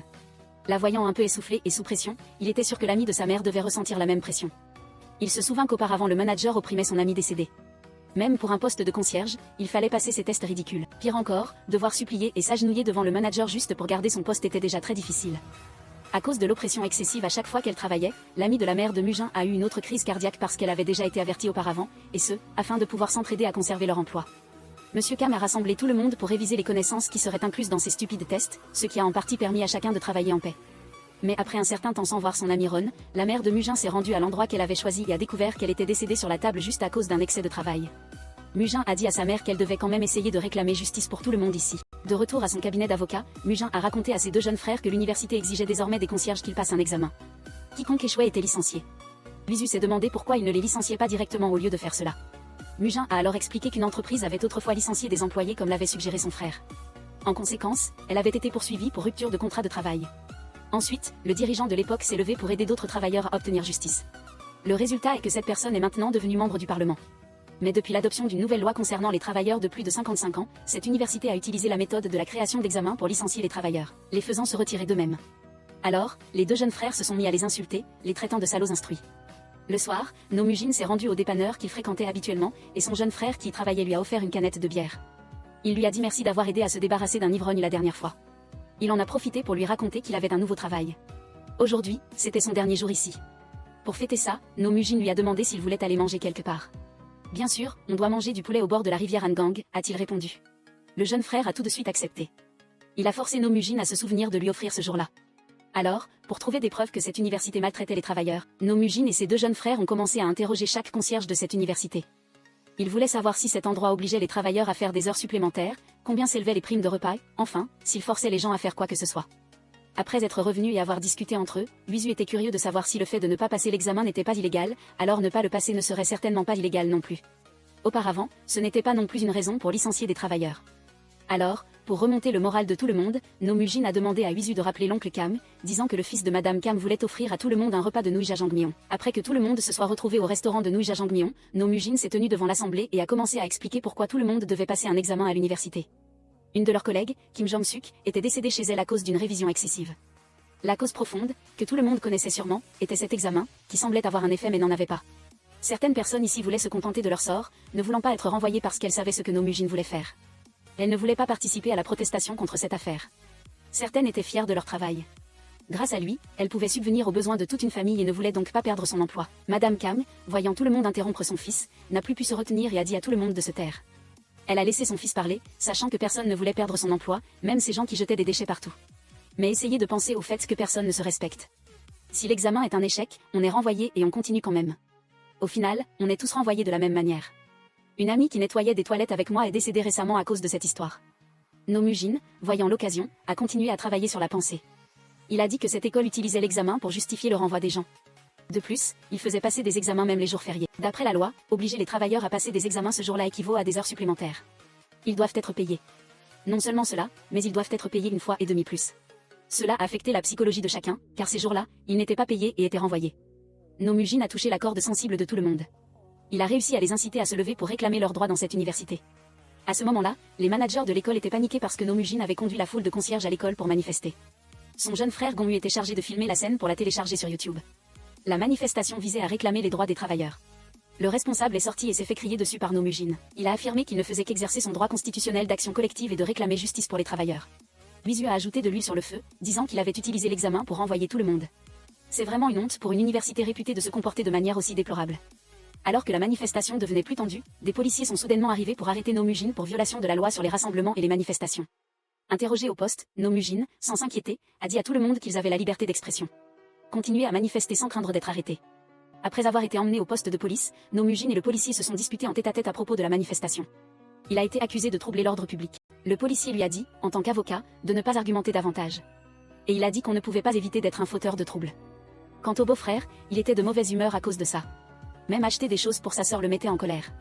En gros, sa sœur ne se souciait pas de son mari et ne s'enquérait pas de son frère qui avait été arrêté et emprisonné par la police. Un mariage de longue date qui se termine par une telle indifférence. En entendant cela, le lendemain, quand No Mu-jin faisait les 100 pas dans sa cellule, au point que les autres détenus étaient agacés et souhaitaient qu'il soit libéré, il pensait que cette foule allait se soumettre, mais il a vu sa femme comme une lionne dans la maison. Alors, après avoir été libérés sous caution, ils se sont assis ensemble pour déjeuner, et No Mu-jin avait l'air d'un glouton. Il mangeait de grosses bouchées et soufflait parce que c'était chaud, exactement comme au début de l'année quand il était amoureux de sa femme, Mi-ju. Rien que d'y repenser, Mi-ju avait des frissons. Pendant le repas, voyant que son ex-femme se plaignait d'avoir chaud, No Mu-jin est allé lui acheter une glace en lui disant « Tu aimes ça, ça n'affecte pas ton régime ». Elle lui a demandé avec curiosité s'il n'avait pas craché sur la glace. Et ce message qu'il lui avait envoyé l'autre jour, c'était quoi? Il s'est souvenu que l'autre jour, il était sur le point d'envoyer l'adresse d'un restaurant à sa femme quand le chauffeur l'avait insulté. Du coup, il n'avait pas fait attention et n'avait envoyé que le mot « merci ». Il n'a vraiment pas su quoi expliquer, alors il a dit qu'il l'a remercié pour ci et ça, et pour l'avoir aidé à sortir de prison aujourd'hui. Bien qu'ils fussent divorcés, ils se regardaient toujours avec tendresse. Il a dit à sa femme de rentrer à la maison. Ce qu'il avait fait de mal auparavant n'était pas si grave pour que sa femme le quitte. Quant à Mi-ju, rester chez son jeune frère mettait trop de pression sur ce dernier. En plus de cela, il n'a pas oublié de rappeler à sa femme de lui envoyer des photos de temps en temps. Je me sens si seule, ce serait encore mieux si tu envoyais aussi des vidéos. C'est vrai, loin des yeux, loin du cœur, mais proche, ça sent mauvais. Quant à l'équipe de concierge, après la manifestation, le personnel de l'école a envoyé des gens pour démolir et expulser tout le monde de la salle de repos. No Mu-jin a dit que si l'on voulait faire grève, il fallait d'abord créer un syndicat pour négocier avec l'université. Monsieur Jang-gun, en entendant cela, a demandé à No Mu-jin de créer immédiatement un syndicat. S'il s'arrêtait là, les concierges seraient encore plus maltraités. Alors, tout le monde a commencé à recueillir les informations de chaque concierge. Il suffisait de rédiger une demande d'adhésion et de fonder un syndicat, puis d'écrire le nom de la personne souhaitant en être le dirigeant. La cérémonie de fondation du syndicat des concierges de l'université coréenne a eu lieu, et la personne la plus digne de confiance et la plus élue a été Monsieur Jang-gun. Juste au début de sa présidence du syndicat, il ne savait pas trop quoi dire, alors il a juste voulu prononcer une phrase « Ensemble, nous gagnerons cette grande bataille ». C'est ainsi que le syndicat a commencé à négocier et à présenter 3 exigences à l'université coréenne. Premièrement, annuler l'examen injuste. Deuxièmement, réintégrer Park Mon-suk. Troisièmement, reconnaître que le concierge décédé Kim Jong-suk est mort à cause de la pression au travail. Mais même après la création du syndicat, la direction de l'école est restée indifférente et a riposté, affirmant que l'examen visait uniquement à sensibiliser tout le monde. Si ces actes illégaux continuaient, l'école devrait reconsidérer le renouvellement des contrats de tous ici. Peu importe ce que l'école voulait faire, M. Jang Gun a continué à donner des cours au syndicat. Il a informé tout le monde que 80% des concierges ici soutenaient la grève. Il a donc solennellement déclaré qu'il fallait réclamer justice pour les travailleurs opprimés. La pancarte « Ne nous arrêterons pas tant que l'université coréenne n'aura pas rendu justice » a été accrochée et tout le monde a commencé à scander des slogans. Réclamer des droits, réintégrer ceux qui ont été injustement licenciés. La manifestation s'est déroulée pendant plusieurs jours. No Mu-jin, inquiet pour sa mère, est allé lui rendre visite. Il lui a dit de rentrer se reposer, mais la manifestation ne pouvait pas se faire sans elle. Les tas d'ordures à l'école ont commencé à s'accumuler. L'équipe de manifestants de No Mu-jin a été rapidement convoquée au bureau pour une réunion. Alors que la foule continuait de scander des slogans de victoire, cette fois, ce sont des étudiants qui sont apparus, demandant à les rencontrer. Le responsable des concierges de l'école a déclaré qu'aujourd'hui était une rencontre entre les deux parties. Voyant Gong-u filmer, il n'a pas oublié de lui rappeler que s'il pouvait envoyer les images à l'école de ce jour, ce serait encore mieux. Il était évident que les étudiants étaient contraints de participer à cette confrontation. Les étudiants ont affirmé que cette grève et cette manifestation affectaient leurs études. Si la grève n'est pas annulée, les étudiants ont dit qu'ils porteraient plainte à la police. No Mu-jin s'est alors demandé pourquoi les victimes, comme les concierges, étaient considérés comme des fauteurs de troubles.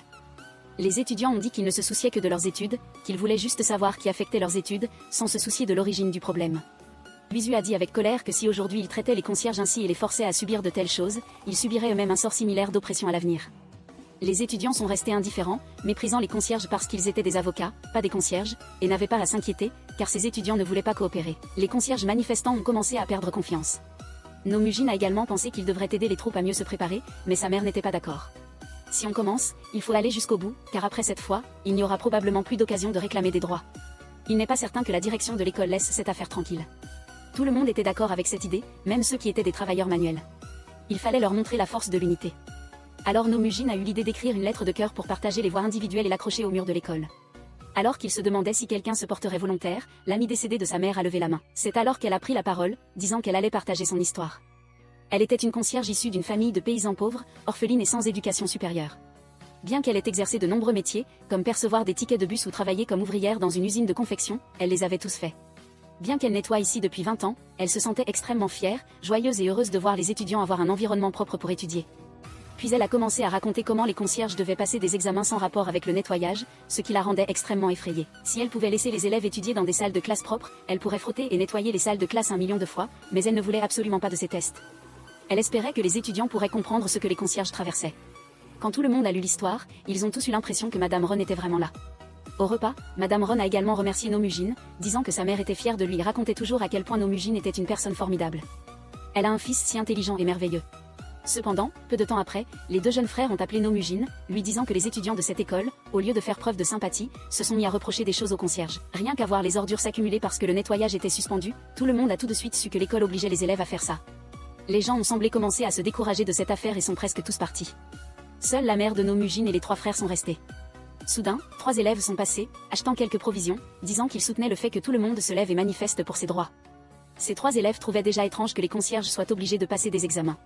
Quand son jeune frère Gong-u s'est avancé pour les remercier, les élèves l'ont reconnu. Vous êtes le nouvel idole en vogue. C'est bien Dongjang TV sur YouTube, n'est-ce pas? En entendant le soutien de tous, l'équipe de No Mu-jin a semblé retrouver sa motivation. No Mu-jin a souhaité que de telles choses soient plus largement diffusées. Tout le monde semblait avoir oublié Gong-u, le jeune frère. Un maître du livestream avec près d'1 million, plus précisément plus de 50 000 abonnés sur YouTube.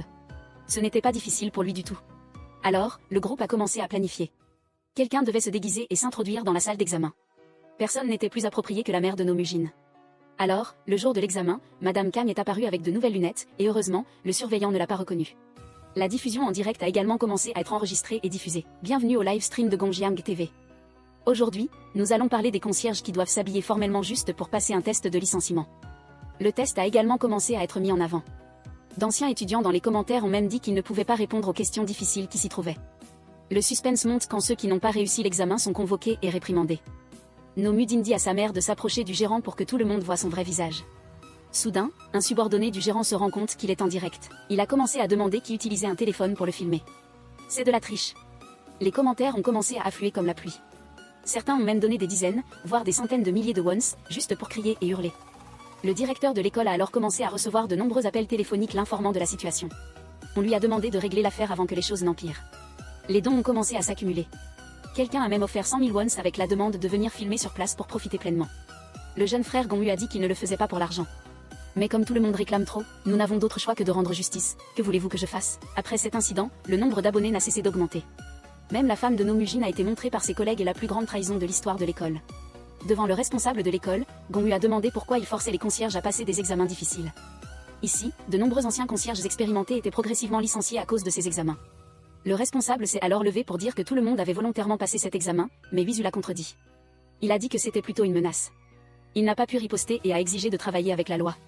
C'est ainsi que No Mu-jin a eu l'occasion de se présenter. Si vous voulez agir selon la loi, très bien. J'étais là pour protéger les opprimés sans condition.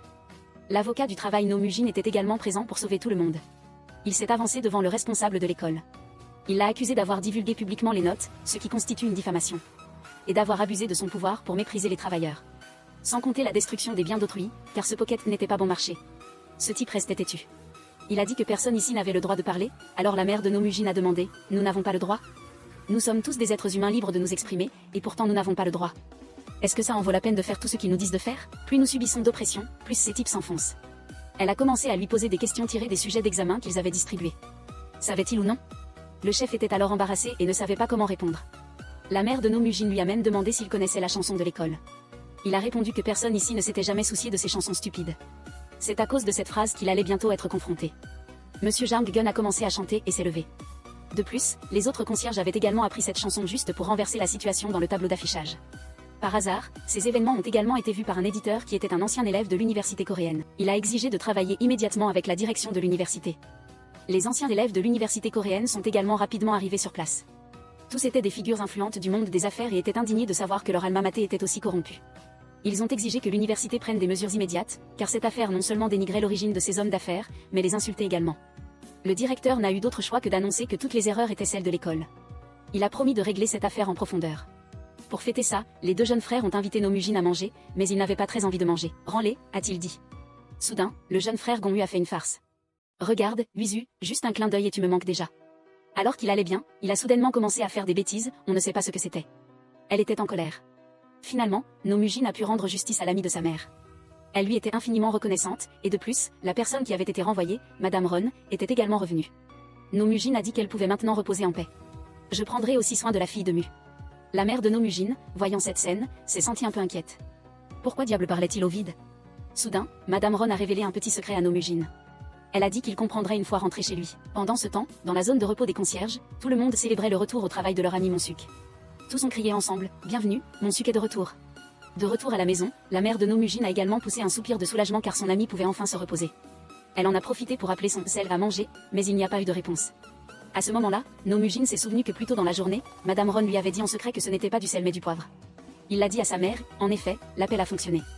Le poivre s'est également approché d'eux, les considérant comme ses nouveaux maîtres.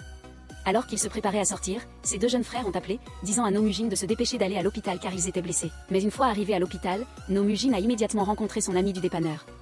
Il lui a demandé pourquoi il était là. Le jeune frère Jins ne savait pas non plus pourquoi. Il savait juste qu'il s'était réveillé ici. No Mu-jin a regardé dans le miroir et a réalisé. Ce jeune frère s'était transformé en fantôme on ne sait quand. Après avoir découvert que le jeune frère Jins du dépanneur était hospitalisé, No Mu-jin a essayé de persuader Jins de faire de son mieux. Ne fais rien de stupide trop vite car tu peux encore être sauvé. Ensuite, le médecin a appelé la sœur de Jins.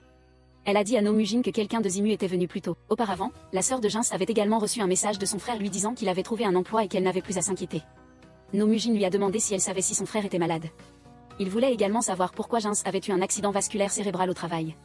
La sœur de Jins était préoccupée par les honoraires d'avocat, mais No Mu-jin a accepté l'affaire gratuitement. C'était juste parce que ce jeune homme était quelqu'un qu'il appréciait beaucoup. Après la consultation, No Mu-jin est retourné voir ses deux jeunes frères.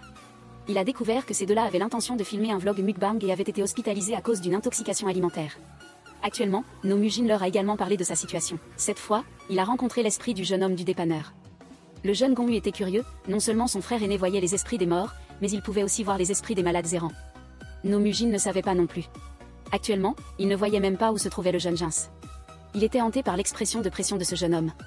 Gong-yu a alors commencé à demander à No Mu-jin des informations sur l'endroit où se trouvait son ami Jins, apprenant que cet ami s'était déjà évanoui en travaillant dans un centre commercial. Alors, tous les trois ont commencé à s'y rendre ensemble, demander aux collègues qui poussent le chariot dans le centre commercial comment se passe le travail ici. Selon les informations, il y a quelques jours, Jens s'est senti étourdi et a eu des douleurs à la poitrine. Il fait chaud ici et les travailleurs n'ont pas de vraie pause. Normalement, un travailleur devrait avoir 15 minutes de pause par heure ici, mais ces personnes ont partagé qu'elles n'avaient que 15 minutes de pause toutes les 3 heures. De plus, il n'y a pas de climatisation et ce jeune Gongyu a même perdu 2 orteils en travaillant. Alors qu'il partageait avec le groupe de Nomujin, le manager l'a rappelé, lui disant qu'il ferait mieux de se concentrer sur son travail. Nomujin a rapidement présenté ses salutations au manager et lui a demandé s'il pouvait discuter de l'employé nommé Jens. Contrairement aux conditions difficiles du sous-sol du parking, la climatisation à l'intérieur fonctionnait à pleine puissance, avec une température assez basse. Nomujin a trouvé cela assez contradictoire, car l'entreprise disait vouloir réduire les coûts, mais laissait les employés en bas allumer la climatisation à fond. Le manager a dit que dehors, il travaillait normalement, et même les personnes de 40 à 50 ans y arrivaient. Elle pensait que c'était Jens qui n'était pas assez fort pour travailler ici. Nomujin a dit qu'il n'était qu'un avocat représentant ici, sans intention de débattre ou de contester la situation de travail de Jens, mais seulement de garantir ses droits, c'est pourquoi Nomujin voulait voir les images de surveillance d'il y a 3 jours. Cependant, la gérante a dit que c'était une entreprise étrangère avec une succursale en Corée, et qu'elle n'avait aucune autorité en la matière. Alors, les trois ont dû rentrer. Nomujin a dit à ses 2 jeunes frères que même si c'était une entreprise étrangère, puisqu'elle travaillait en Corée, elle devait suivre les lois coréennes. Nomujin n'a pas oublié de remercier Gonsik d'avoir partagé toutes les informations ici, puis il lui a donné sa carte de visite. Il a également reçu des nouvelles sur l'état de santé de Jens. Pendant ce temps, Jens, errant partout, est allé voir son neveu au parc. Jens a une sœur aînée et un neveu nommé Juchan. L'oncle et le neveu s'aimaient vraiment beaucoup, au point que le neveu a offert à l'oncle une tirelire, espérant qu'il y mettrait de l'argent et le lui rendrait pour son anniversaire. En voyant Juchan, Jens n'a pu que s'excuser de ne pas avoir pu tenir sa promesse d'anniversaire. En arrivant à l'hôpital, il a retrouvé sa sœur assise avec Nomujin, parlant de sa situation. Il n'a pu que partir, laissant Nomujin perplexe, qui l'a suivi en courant. Il lui a demandé où il était allé. Jens ne voulait plus vivre car il avait fait souffrir sa sœur. Sans compter que si elle continuait à vivre, elle ajouterait un fardeau aux frais médicaux de sa sœur, sans parler des frais de scolarité. Jens avait autrefois imaginé que sa vie prendrait un nouveau tournant, mais Jens pensait que la vie le traitait toujours injustement. Il espérait seulement que Musin ne perdrait plus son temps. Il voulait se reposer car il avait travaillé toute sa vie. Voyant l'ombre de Jens disparaître progressivement. Son état physique s'aggravait et il avait besoin d'une intervention chirurgicale urgente. Sa sœur ne savait pas quoi faire et ne pouvait que pleurer pour son pauvre petit frère qui avait tant travaillé. Après être retourné au bureau du travail, Gongyu a envoyé un email à l'entreprise mais n'a jamais reçu de réponse. Gongyu a dit à Musin d'essayer de demander conseil aux dieux et au Bouddha. Mais on ne peut pas les rencontrer si facilement. S'il était possible de les rencontrer, il y aurait certainement un moyen. Au début, les trois ont commencé à faire des rituels d'invocation, mais cela n'a eu aucun effet. Alors les 2 frères se sont souvenus des moments où Musin était resté figé suite à un accident. C'est alors que Widu s'est transformé en dieu de la guerre cambodgien. Exigeant de l'aîné qu'il accomplisse la tâche, mais comme cette méthode était trop puissante, les 2 frères ont décidé de l'étrangler jusqu'à ce qu'il atteigne le ciel et rencontre la mort. Même en arrivant dans le 3e monde, Musin a dû s'exclamer à quel point ses 2 jeunes frères étaient téméraires. Profitant de l'occasion, Musin a également demandé comment sauver son jeune frère Jens. Car chaque fois qu'il rencontrait Musin, il ne faisait que l'éviter. La mort pensait qu'il avait juste un endroit où il voulait aller, et qu'il ne pouvait pas partir trop longtemps. Puis elle a dit à Musin de ne pas rester ici éternellement mais de s'en aller. Vous pouvez gérer cette affaire sans mon aide. Ainsi, Musin a été renvoyé et s'est réveillé. Devant lui se trouvaient ses 2 jeunes frères qui s'apprêtaient à lui donner quelques coups de poing pendant qu'il était inconscient. Heureusement, je me suis réveillé rapidement, sinon mes dents et mes lèvres auraient été mélangées. Le jeune frère Wizu a curieusement demandé s'il avait rencontré les dieux et les Bouddhas. Ah, oui, je les ai rencontrés. Voyant les 2 le harceler de questions aujourd'hui, Musin s'est demandé comment il pouvait être aussi complice. Mais il a vu que son frère avait vraiment rencontré quelqu'un. Wizu a voulu poser une question mais a été retenu par Gongyu qui l'a saisi au cou. Mais comment maîtriser cette lionne? À ce moment-là, le collègue de Jens a également envoyé un message concernant le nombre de pas qu'il avait parcouru en une journée. Il venait de commencer à travailler et avait déjà marché 40 km pendant ses heures de travail. Maintenant, toute l'équipe avait des preuves supplémentaires d'exploitation de la main-d'œuvre. Alors le jeune frère Gongyu a commencé à postuler pour un essai dans ce centre commercial et a travaillé jusqu'à l'épuisement. Son rythme cardiaque a augmenté, ce qui a inquiété Wizu sans cesse. Nomujin, le frère aîné, est passé. Saluant Go Guillonmu, il a voulu lui offrir une bouteille d'eau. Go Mujin a refusé, craignant de devoir courir aux toilettes, qui étaient très éloignées, s'il buvait de l'eau.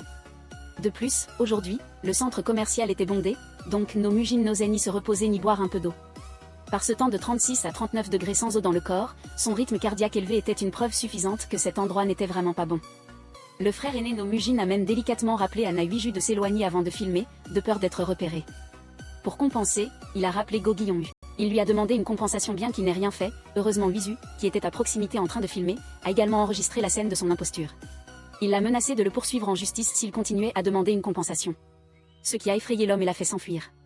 Quelle journée de malchance! Après une journée d'essais et de collecte d'informations au centre commercial, Go Guillonmu a réussi à créer une courte vidéo racontant l'histoire d'un jeune homme de plus de 20 ans qui s'est épuisé au travail. À cause de son rythme cardiaque constamment élevé pendant une longue période, ce jeune homme a dû travailler dans un environnement chaud pendant 3h100. La vidéo sur l'exploitation au travail a été publiée sur la chaîne Gongjiang TV de Go Guillon-hu, et il a dû admettre qu'il avait l'air vraiment fatigué pendant cet essai. Voyant Go Guillon-hu poser sa tête sur l'épaule de son frère, Na Huiju est devenue un peu jalouse et leur a dit d'arrêter de se plaindre. Après avoir posté la vidéo dénonçant le lieu de travail de Junz, on pensait que cela aurait un impact positif, mais il n'y a eu que des commentaires disant que c'était juste un petit travail et qu'il se plaignait déjà. Go Guillon-hu a tout de suite reconnu que les commentaires provenaient des employés de l'entreprise où Junz travaillait. No Mujin s'est soudainement rendu compte que son jeune frère Junz venait de faire un bilan de santé, alors il est allé voir la sœur de Junz pour lui demander s'il pouvait aller chez Junz. Car il avait besoin de preuves supplémentaires pour cette affaire.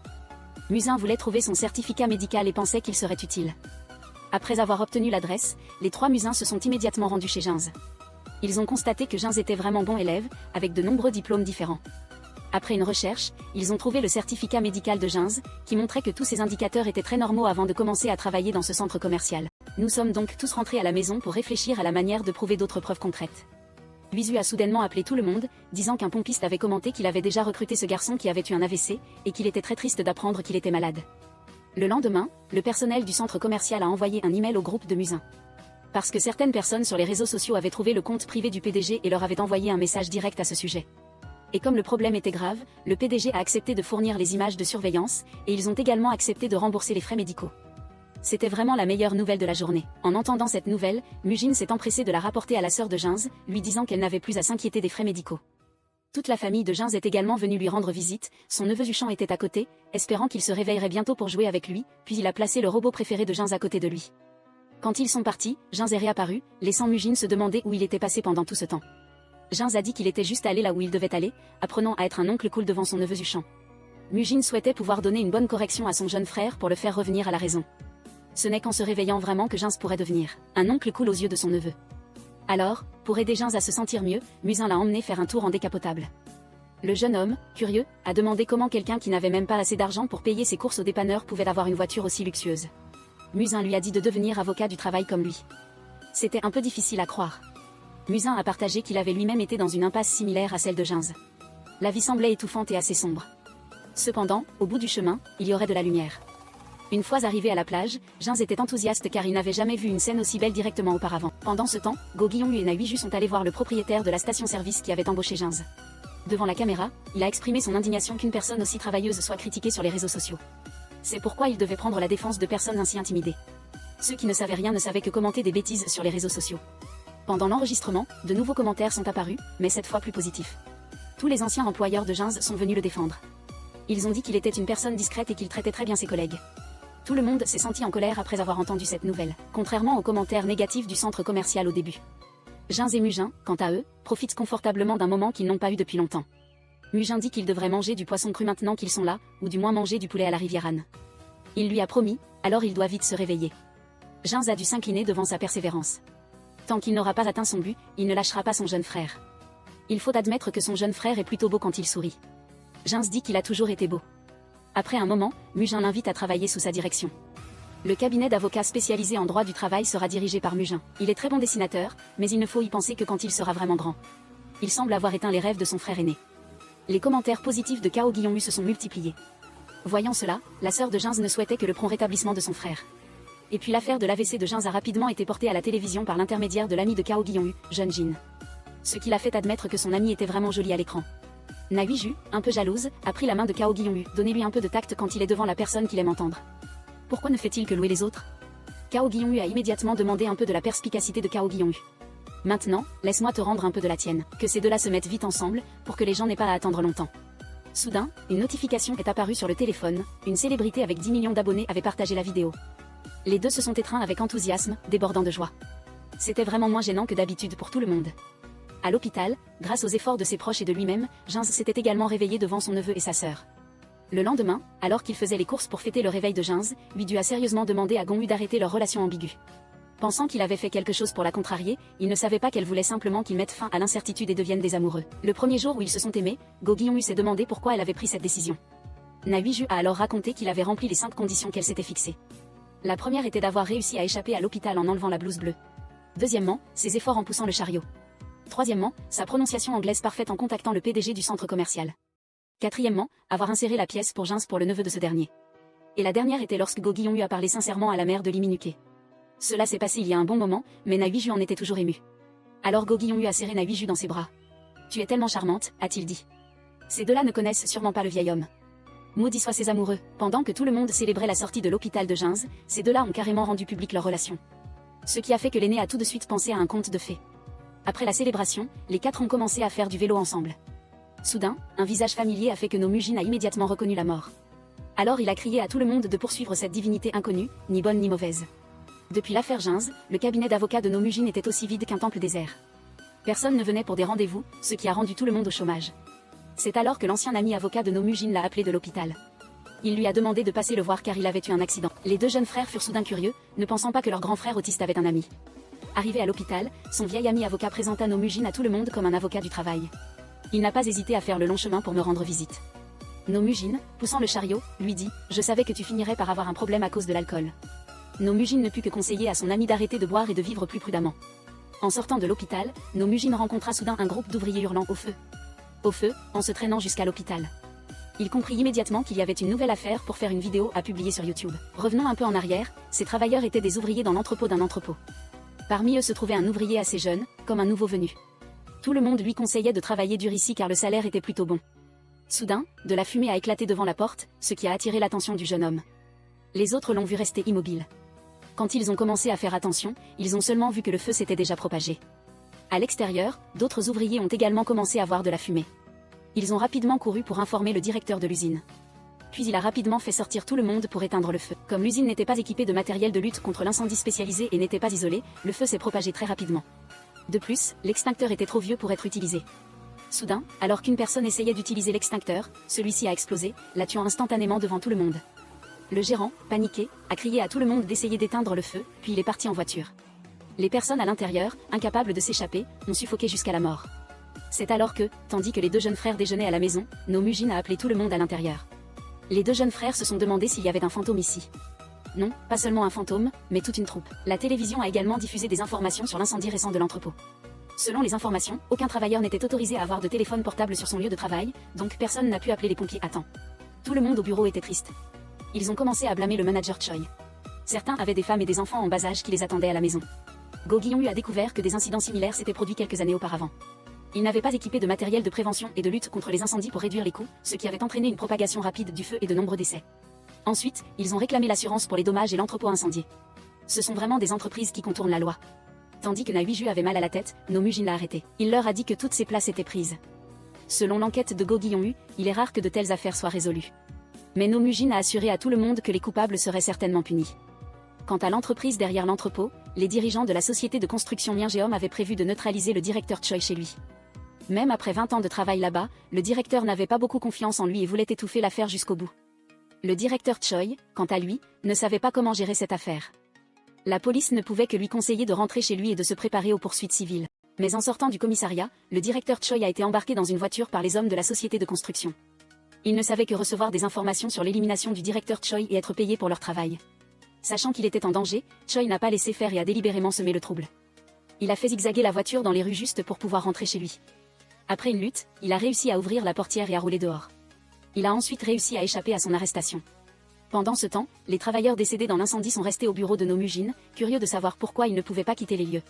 Quelqu'un a dit que les fantômes étaient souvent attirés par les personnes qui pouvaient apaiser leurs ressentiments. Seulement, ce genre d'avocat du travail n'inspire pas vraiment confiance.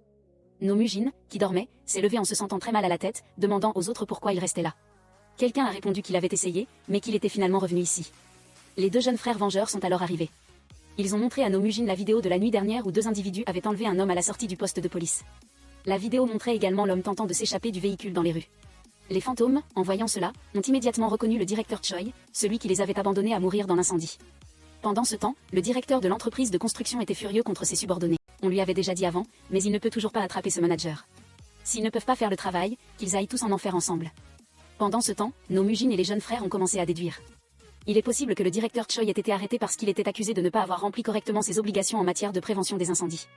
Ils trouveront de nouvelles personnes, ouvriront une nouvelle entreprise et continueront à faire la même chose. Quant au directeur Choi, il n'ose pas rentrer chez lui avec sa femme et ses enfants. Il pense qu'il leur causera des problèmes, alors il ne fait que se cacher partout. Quand il appelle chez lui, sa femme ne fait que lui conseiller de se rendre à la police. Mais comment le directeur Choi pourrait-il se rendre? Pendant ce temps, Go Guillon avait déjà monté une vidéo dénonçant la société de transport Bukuk dirigée par le directeur Choi. Le nombre de vues était énorme, ce qui le rendait enthousiaste. Nahuiju, à côté, se demandait depuis quand il était comme ça. Nahuiju lui a dit que cette affaire ne serait pas facile car il y avait une possibilité que Go Guillaume soit poursuivi pour publication de fausses informations. Mais Go Guillaume voulait juste être un homme de justice et révéler la vérité. Sans compter que la journaliste Park avait envoyé un message annonçant une cérémonie commémorative conjointe pour les victimes de l'incendie. Alors les trois se sont rapidement rendus à cette cérémonie pour empêcher les arrangements et les règlements avec les familles. Nomujin et son groupe pensaient que tout allait bien se passer, mais à peine entrés, ils furent arrêtés par le propriétaire, Chonsu. Ce dernier pensait que les personnes devant lui n'étaient que des profiteurs à la recherche d'argent. Les insultes gratuites firent perdre patience à Nahuiju. Elle lui cria qu'ils étaient là pour aider les victimes à obtenir justice. Sans compter qu'ils le faisaient gratuitement, et pourtant ils disaient qu'ils étaient venus pour l'argent. Les deux étaient sur le point de se battre. C'est alors qu'un homme s'est avancé et a expliqué à Nomujin que les proches ici ne pouvaient tout simplement pas accepter la mort inattendue du principal soutien de famille. Ils ont brûlé dans l'incendie pendant plusieurs jours, puis ont fini par être conservés au froid, il est donc normal que personne ne veuille qu'on vienne ici pour une conciliation. Cependant, Nomujin et Nahuiju voulaient toujours trouver une solution à cette affaire. Soudain, Kao Guillaume a reçu un appel du directeur Choi, qui voulait le rencontrer. Après être monté en voiture, Kao Guillaume a informé Nomujin que le directeur du secteur l'avait contacté de sa propre initiative. Il y avait une affaire importante à discuter, ce qui a rendu les travailleurs curieux. Nomujin a dit de le laisser faire, car s'il y avait un danger, il serait protégé par les dieux et les bouddhas. Après s'y être rendu, les personnes décédées dans l'incendie ont également suivi Nomujin. Ils lui ont demandé s'il allait les trahir. Estimant que Mujin allait rencontrer cet individu, ils ont tous voulu s'emparer de son corps. Seulement pour lui donner une bonne raclée, car il n'avait pas de corps physique. Pendant que Mujin luttait, le directeur Choi est arrivé. Ce qui a rendu ces personnes furieuses, elles ont commencé à vouloir le posséder. La poussière a commencé à obscurcir la vue, ce qui a fait que Mujin s'est également demandé comment il pouvait faire cela. Le sol a commencé à se fissurer, le directeur Choi, trop effrayé, s'est enfui mais n'est pas allé très loin. Jusqu'à ce que la fureur de tout le monde atteigne son paroxysme. La tornade a fait tomber le directeur Choi, le visage le premier, puis il s'est évanoui. C'est alors que tout le monde s'est soudainement senti coupable d'avoir blessé quelqu'un. Ils ne savaient pas ce qu'ils avaient fait pour créer ce tourbillon cool afin de punir les méchants. Mais ce n'était pas ce que Mujin voulait, car la vengeance n'apporte jamais rien de bon. Le directeur Choi, après s'être réveillé, a immédiatement supplié Mujin de l'aider à se racheter auprès des malheureux travailleurs. Mujin a dit que ces gens étaient ici avec eux. La seule chose qu'il pouvait faire était de s'excuser sincèrement auprès de tout le monde. Les travailleurs ne voulaient pas que ce directeur s'excuse simplement. Mais quand ils l'ont vu s'agenouiller devant tout le monde, implorant sincèrement leur pardon, je m'excuse auprès de tout le monde d'avoir été trop lâche et de m'être enfui. En tant que chef, je n'aurais pas dû agir ainsi. Je ne prétexterai pas avoir suivi des ordres. Je sais qu'il est trop tard pour s'excuser et que je ne mérite pas d'être pardonné. C'est moi qui aurais dû mourir. Tout le monde a été touché par la sincérité de ses paroles et s'est senti un peu mal à l'aise. Nomujin a demandé à Choi s'il avait encore quelque chose d'important à dire. Alors, devant le téléphone de Nomujin, Choi a admis toutes les lacunes en matière de prévention des incendies dans cette entreprise. Il a révélé tous les péchés cachés du dirigeant de cet endroit. Choi n'a pas oublié de révéler à Nomujin que dans son réfrigérateur au bureau, il avait caché toutes les preuves et les fichiers audio de ce qui s'était passé au cours des 20 dernières années. Il espérait que Mujin pourrait faire éclater la vérité. Soudain, des chasseurs de primes sont arrivés de l'extérieur. Le directeur Choi a dit à Mujin de se souvenir de la clé USB. Puis les deux hommes ont commencé à se séparer et à fuir. À la maison, les deux jeunes frères de Mujin se demandaient où leur frère avait bien pu s'enfuir. Personne n'avait envoyé de message. Les deux frères ont décidé de se rendre à l'adresse que Gongyu avait envoyée au directeur Choi. Cependant, arrivés sur place, ils n'ont trouvé ni leur frère ni le directeur Choi. Alors ils sont allés au poste de police pour signaler la disparition. Le seul problème, c'est que la police ne pouvait rien faire. De retour, les deux frères étaient inquiets car même les nouvelles ne mentionnaient pas l'incendie de l'entrepôt. Serait-il en train de cacher Nomujin quelque part? Soudain, une annonce est apparue aux nouvelles concernant le directeur Choi. Le PDG de Bukuk Transport avait été arrêté la nuit dernière. À côté du directeur Choi se trouvait Nomujin, le frère aîné des deux. Après que Nomujin ait été emmené au poste pour interrogatoire, il a simplement dit qu'il n'était qu'un youtubeur à la recherche de vues. Voyant que l'oncle Nomujin vieillissait, la police lui a conseillé de trouver un travail pour ne pas rester inactif à son âge. C'est juste que Nomujin ne voulait pas révéler qu'il était un avocat du travail lié au directeur Choi. Après avoir quitté le poste de police, il a ouvert son téléphone et a vu que ses deux jeunes frères l'appelaient depuis hier. Le fait d'entendre ses jeunes frères l'appeler lui donnait mal à la tête. Les deux jeunes frères lui ont demandé s'il avait trouvé des indices auprès du directeur Choi. Nomujin a raconté que la nuit dernière, il avait filmé le véritable propriétaire de Bukuk Transport, qui était Myinjeom Construction. Les documents liés à cette entreprise avaient été laissés par le directeur Choi sur une clé USB placée dans le réfrigérateur du bureau. Les deux jeunes frères ont demandé à Nomujin où il se trouvait pour que Iju vienne le chercher. Il fut immédiatement poussé dans une voiture par des inconnus, laissant tomber son téléphone sur la route. Go Guillaume se demanda si rien de grave ne s'était passé. Mais en fait, son frère avait été emmené et enfermé dans un sous-sol par les gens de la société de construction Myinjeom. Le soir, les deux n'ont reçu de nouvelles que de la police. Ils avaient reçu un appel de Nomujin. Nahuiju a dû payer une rançon sans savoir où se trouvait son frère.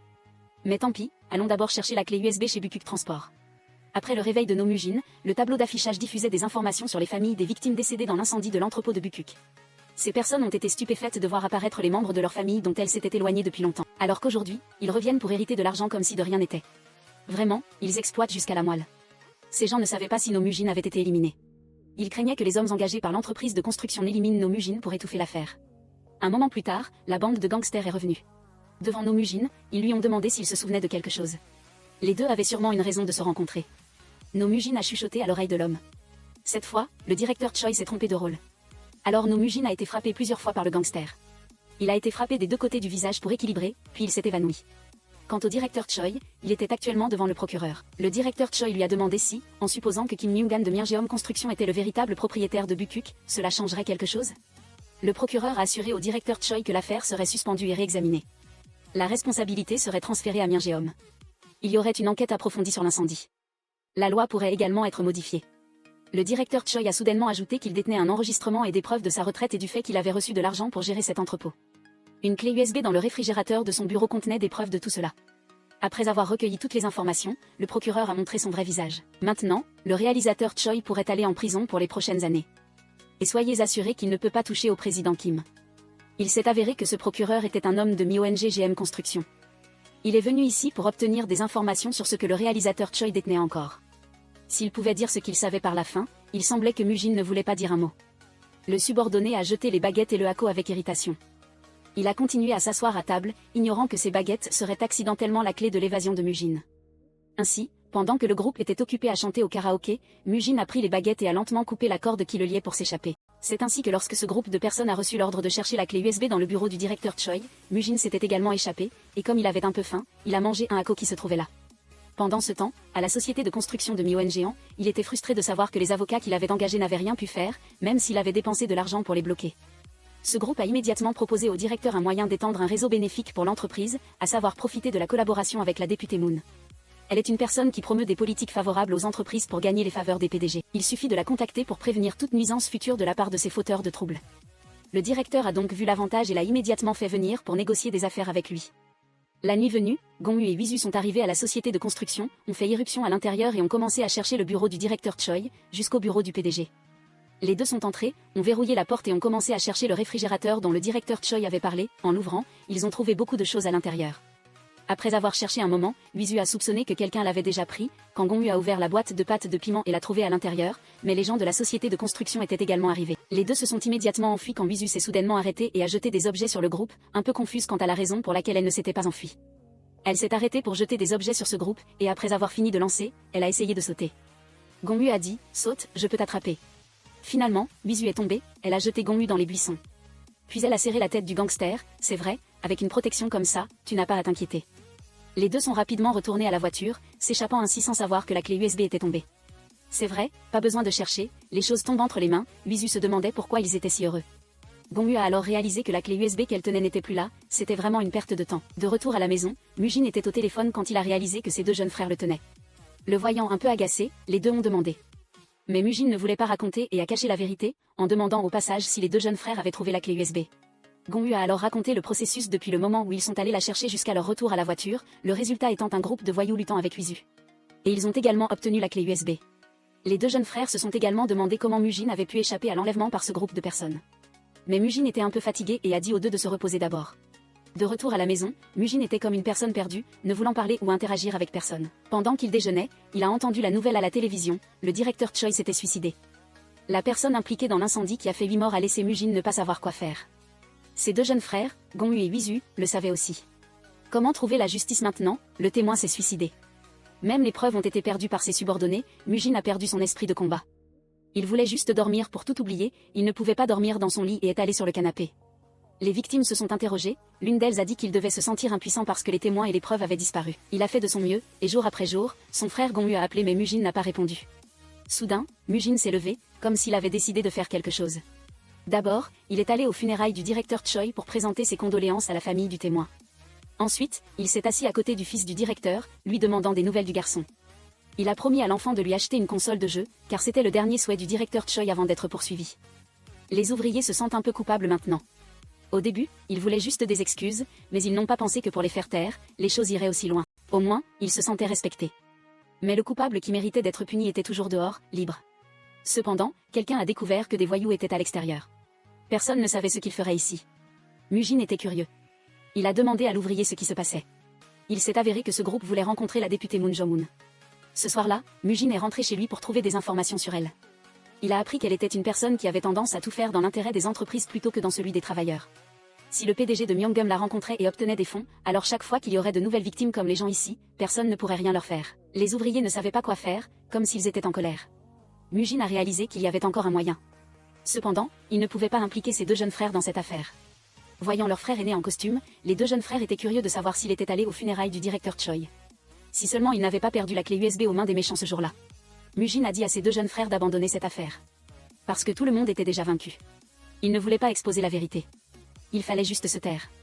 Les deux jeunes frères se sont demandé pourquoi il était si hésitant. Peut-être qu'il avait été soudoyé par le groupe Myeongum ou quelque chose comme ça. Mujin a admis qu'il avait été soudoyé. Les deux jeunes frères étaient un peu stupéfaits puis déçus. Il a dit qu'il ne pouvait pas faire un travail non rémunéré toute sa vie. Lui vexé, est parti. Elle a considéré qu'elle avait fait confiance à la mauvaise personne. Gongyu était tout aussi déçu.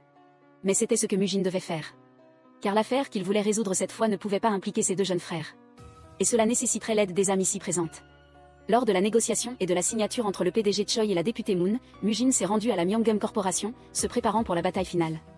Ce qu'il voulait utiliser dans cette bataille, c'était le pouvoir des ouvriers. Comme la dernière fois que tout le monde a utilisé sa colère contre le directeur Choi, Mujin a essayé de demander à tout le monde d'être en colère. Pour voir si le pouvoir allait éclater ou non. Le seul problème, c'est qu'il n'y a pas d'essence pour brûler rapidement. Le pouvoir de chacun n'a donc pas encore été activé. Il s'est alors souvenu que tout le monde devait sentir son sang bouillir. Comme pour vouloir vaincre l'ennemi, Mujin a décidé d'utiliser une attaque psychologique. Allez-vous vivre dans l'humiliation toute votre vie? Les forts restent forts et les faibles ne peuvent que se cacher dans un coin. Si vous restez faible, votre vie restera ainsi. Comme vous, plus de 800 personnes meurent chaque année à cause du travail dans ce petit pays. En fait, chaque semaine, 15 personnes meurent et chaque jour, au moins 2 personnes en bonne santé disparaissent.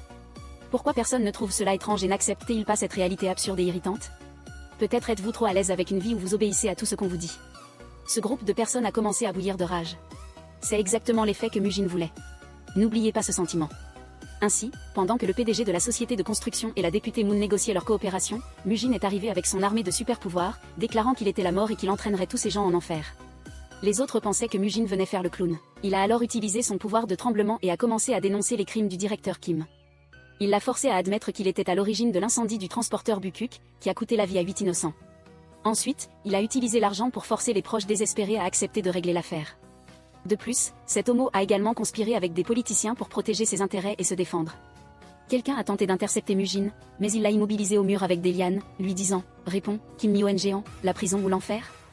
La députée hurlait sans cesse, Mujin a dû user de sa magie pour menacer ce groupe de personnes, ce qui a forcé le PDG Kim à admettre tous ses crimes devant Mujin. Il avait filmé et diffusé tout cela en direct. Quand quelqu'un a essayé de prendre le téléphone de Mujin pour effacer la vidéo, c'était inutile car elle était déjà en direct et il l'avait mise en ligne. Même après avoir été menacé, il n'avait toujours pas peur. Il a demandé « Tu me défies ?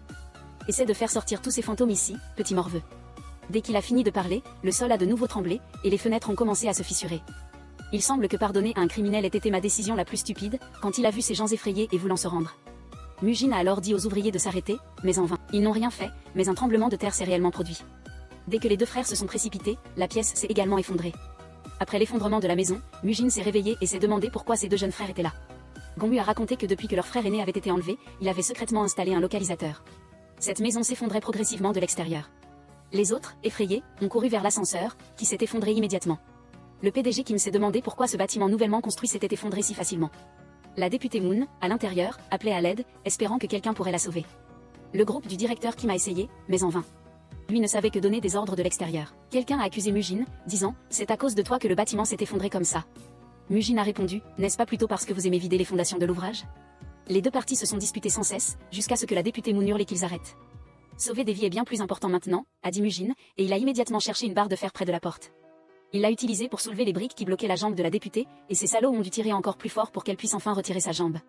La députée Moon hurlait de manière hystérique, pensant que sa jambe était déjà paralysée, mais Gong lui a dit « Votre jambe n'est que légèrement blessée, elle est toujours normale. » Le directeur Kim pensait toujours que c'était la faute de Mujin.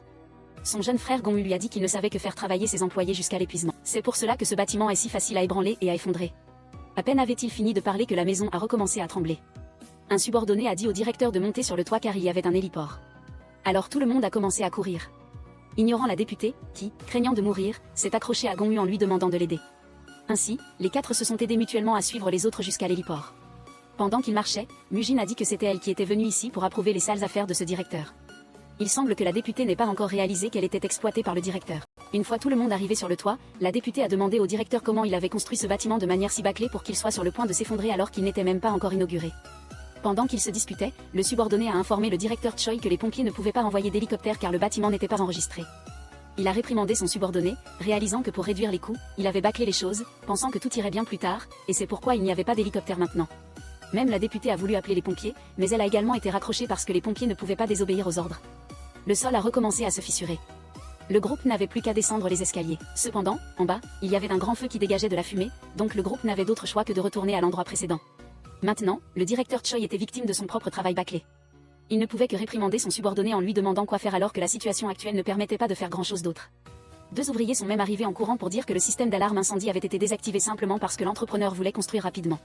Ces incidents se sont produits parce que le directeur Choi avait forcé les ouvriers à travailler même les jours de pluie. Le mortier de ciment n'a pas eu le temps de sécher, ce qui a entraîné l'endommagement d'un pilier de ce bâtiment.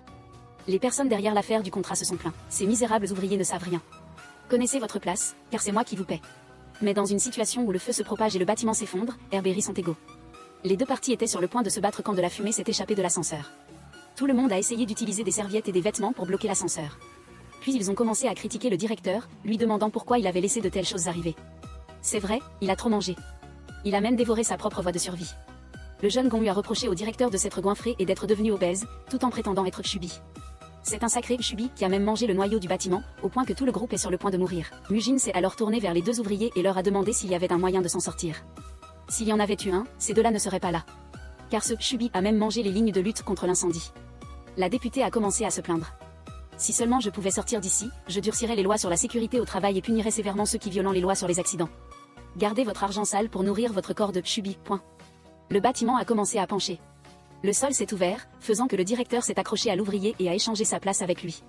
Mais au lieu de le tirer, le directeur Kim a poussé l'ouvrier vers la mort à sa place. Il s'est tourné vers Mujin et a demandé « Vous êtes avocat du travail, n'est-ce pas? Je vous indemniserai de 100 millions. » Ah non, 2 cents, 3 cents. Il traitait la vie humaine comme de la boue.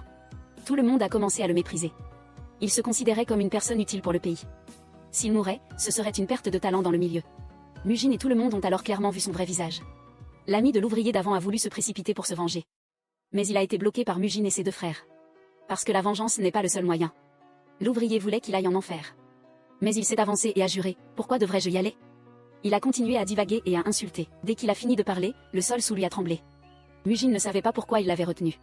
En conséquence, lui et le directeur Kim sont tombés en enfer. Cependant, Mujin est une personne influente. Connaissant la divinité, le directeur Kim est également descendu à l'endroit où Mujin se rendait chaque fois qu'il était proche de la mort. Là-bas, il a continué à reprocher à Mujin de l'avoir hypnotisé, même après que Mujin ait essayé de le sauver. La scène autour d'eux est soudainement devenue rouge. Des esprits vengeurs sont apparus, comme s'ils voulaient entraîner cet homme en enfer. Cela l'a fait demander pardon avec effroi.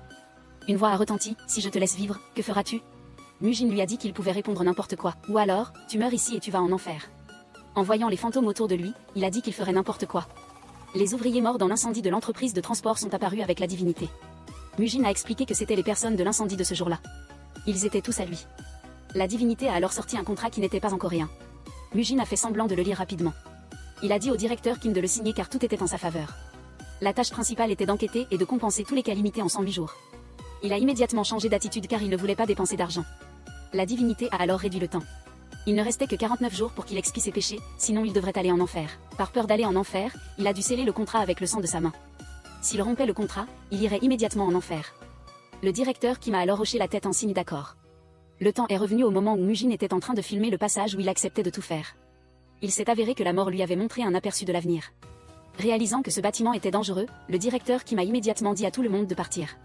Avant que tout ne s'effondre, il a même cédé sa place aux 2 ouvriers d'avant. Il est devenu une meilleure personne. De retour à la maison, ses subordonnés lui ont demandé s'il fallait vraiment annuler l'inauguration et tout réparer. Cela coûtera cher. Il était sur le point de revenir sur sa décision. Pensant que la mort ne viendrait probablement pas le voir, l'ampoule au-dessus de sa tête a soudainement explosé. Sur sa main, il y avait exactement la même tache de sang que lors de la signature du contrat. Cette fois, il va vraiment falloir réparer. Ainsi, après que Mujin ait appris que le directeur Kim allait corriger ses erreurs, il a annoncé à tout le monde qu'il suffisait d'attendre qu'il tienne sa promesse. Suite à cet incident, la députée a commencé à s'exprimer sur le renforcement des lois concernant les accidents du travail. Elle voulait travailler avec toutes les personnes présentes dans la salle aujourd'hui pour trouver des solutions et des stratégies. Quant au directeur Kim, il avait également changé à 180 degrés. Il s'est engagé à superviser la réinspection de tous les projets comportant des lacunes et des problèmes de sécurité, annonçant aux médias qu'il serait en charge de ce domaine pour rassurer tout le monde. Mugen est également apparu dans les journaux et est devenu célèbre après l'affaire du directeur Kim. Il est probable qu'il aura de nombreux clients à l'avenir. Car la vie d'un avocat ne fera que s'améliorer. Après avoir vu les nouvelles, tout le monde était heureux que leur mort n'ait pas été vaine, car grâce à eux, d'autres seront moins susceptibles de mourir injustement. Tout le monde se sentait donc beaucoup mieux. Cependant, les ouvriers méchants avaient encore une requête, c'était de demander à Mugen de les emmener voir chacun de leurs proches. Comme une dernière fois pour voir leur famille avant de quitter ce monde, Mugen a également accédé à leur demande. Ainsi, les ouvriers ont pu voir leurs proches une dernière fois, avant de quitter ce monde. Une fois tout terminé, Mugen a soudainement reçu un appel de sa femme, demandant à ses deux jeunes frères s'ils devaient répondre. Les deux frères pensaient qu'ils allaient probablement se remettre ensemble. Misu a appelé et a dit à Mugen de rentrer chez ses parents, car tout le monde l'attendait déjà à la maison. À peine était-il rentré chez lui que le frère aîné de Mugen est apparu. C'est vrai, son petit frère avait vraiment l'air différent depuis qu'il était passé à la télévision. On dit que le Rimur courbe la tête, mais mon petit frère, non seulement il ne la courbe pas, mais il lève la tête encore plus haut. Mugen a suivi son frère à la maison, voyant sa femme cuisiner dans la cuisine, ce qui a donné à Mugen l'impression que tout le monde était plus heureux que d'habitude aujourd'hui. Il s'est avéré que sa mère souriait parce que Misu avait décidé de revenir. L'expression de Mugen n'était pas exubérante, mais au fond de lui, il devait être très heureux. Il s'est avéré qu'aujourd'hui était l'anniversaire de la mort du frère de Mugen. Il était décédé il y a quelque temps dans un accident de chantier. Non seulement cela, mais cette entreprise n'a pas assumé sa responsabilité et a même envoyé une couronne de fleurs, ce qui a rendu Mugen fou de rage à l'époque. Pendant le repas, la mère de Mugen a dit qu'elle ne voyait plus son fils sous la pluie. Son frère aîné lui a dit d'un côté qu'il allait bien. Il s'est avéré que son frère aîné était décédé il y a longtemps. C'est juste que Mugen pouvait voir les fantômes, alors il voyait son frère aîné à ses côtés. En voyant son frère, Mugen a eu les larmes aux yeux. Il ne pensait pas qu'un jour avec sa famille serait si précieux. Après le repas, Mugen a remercié Misu d'être venu. Son frère est apparu après que la femme de Mugen soit rentrée à la maison. Il a demandé à son jeune frère s'il savait ce qu'il regrettait. C'était de ne pas avoir dit des mots d'amour à la personne qu'il aimait. Après avoir dit cela, son frère est parti car l'affaire était également réglée. Bon voyage, mon petit frère. Le lendemain, arrivé au bureau, Mugen a soudainement reçu une bonne nouvelle, ce qui a rendu ses jeunes frères incessamment curieux. Il s'est avéré que l'action qu'il avait achetée auparavant avait augmenté de 730%. Les deux frères lui ont immédiatement dit de la vendre et de retourner avec sa femme. Suivant leur conseil, il l'a vendue même s'il voulait qu'elle augmente un peu plus. Les deux frères lui ont conseillé de prendre cet argent et de l'utiliser pour conquérir Sœur Misu. Les deux frères, dans le but d'aider leur frère Mugen à retourner avec sa femme, sont allés chez Misu et se sont montrés affectueux l'un envers l'autre. Distribuait-il de la nourriture pour chien à la grande sœur? La grande sœur a essayé de renvoyer Gonmu. Mais c'était la maison de Misu, alors elle ne pouvait que regarder, impuissante, ses deux jeunes frères se montraient affectueux devant elle. Alors que sa femme promenait le chien Poku, Mugen a dit d'une voix mielleuse qu'il était venu les chercher, elle et le chien, pour les ramener à la maison. Misu était toujours en colère. Elle a dit, qui voudrait revenir avec toi? Sur ce, Mugen a sorti sa carte de salaire. Il a dit qu'il avait récupéré la majeure partie de son fonds de retraite. C'était pour compenser ses erreurs passées avec Misu. Il a promis qu'il ne laisserait plus jamais sa femme se sentir seule. Il discuterait de tout avec elle au préalable. Et surtout, il s'est excusé. Et je t'aime, Misu. Voyant l'argent dans son sac et son beau mari, Misu a accepté de faire la paix avec Mugen. Cependant, il restait une dernière chose que Mugen voulait faire. C'était d'aller retrouver la divinité qui lui avait donné une seconde chance pour refaire sa vie avec ses deux frères. Le film se termine ici. Abonnez-vous à la chaîne pour découvrir d'autres films passionnants.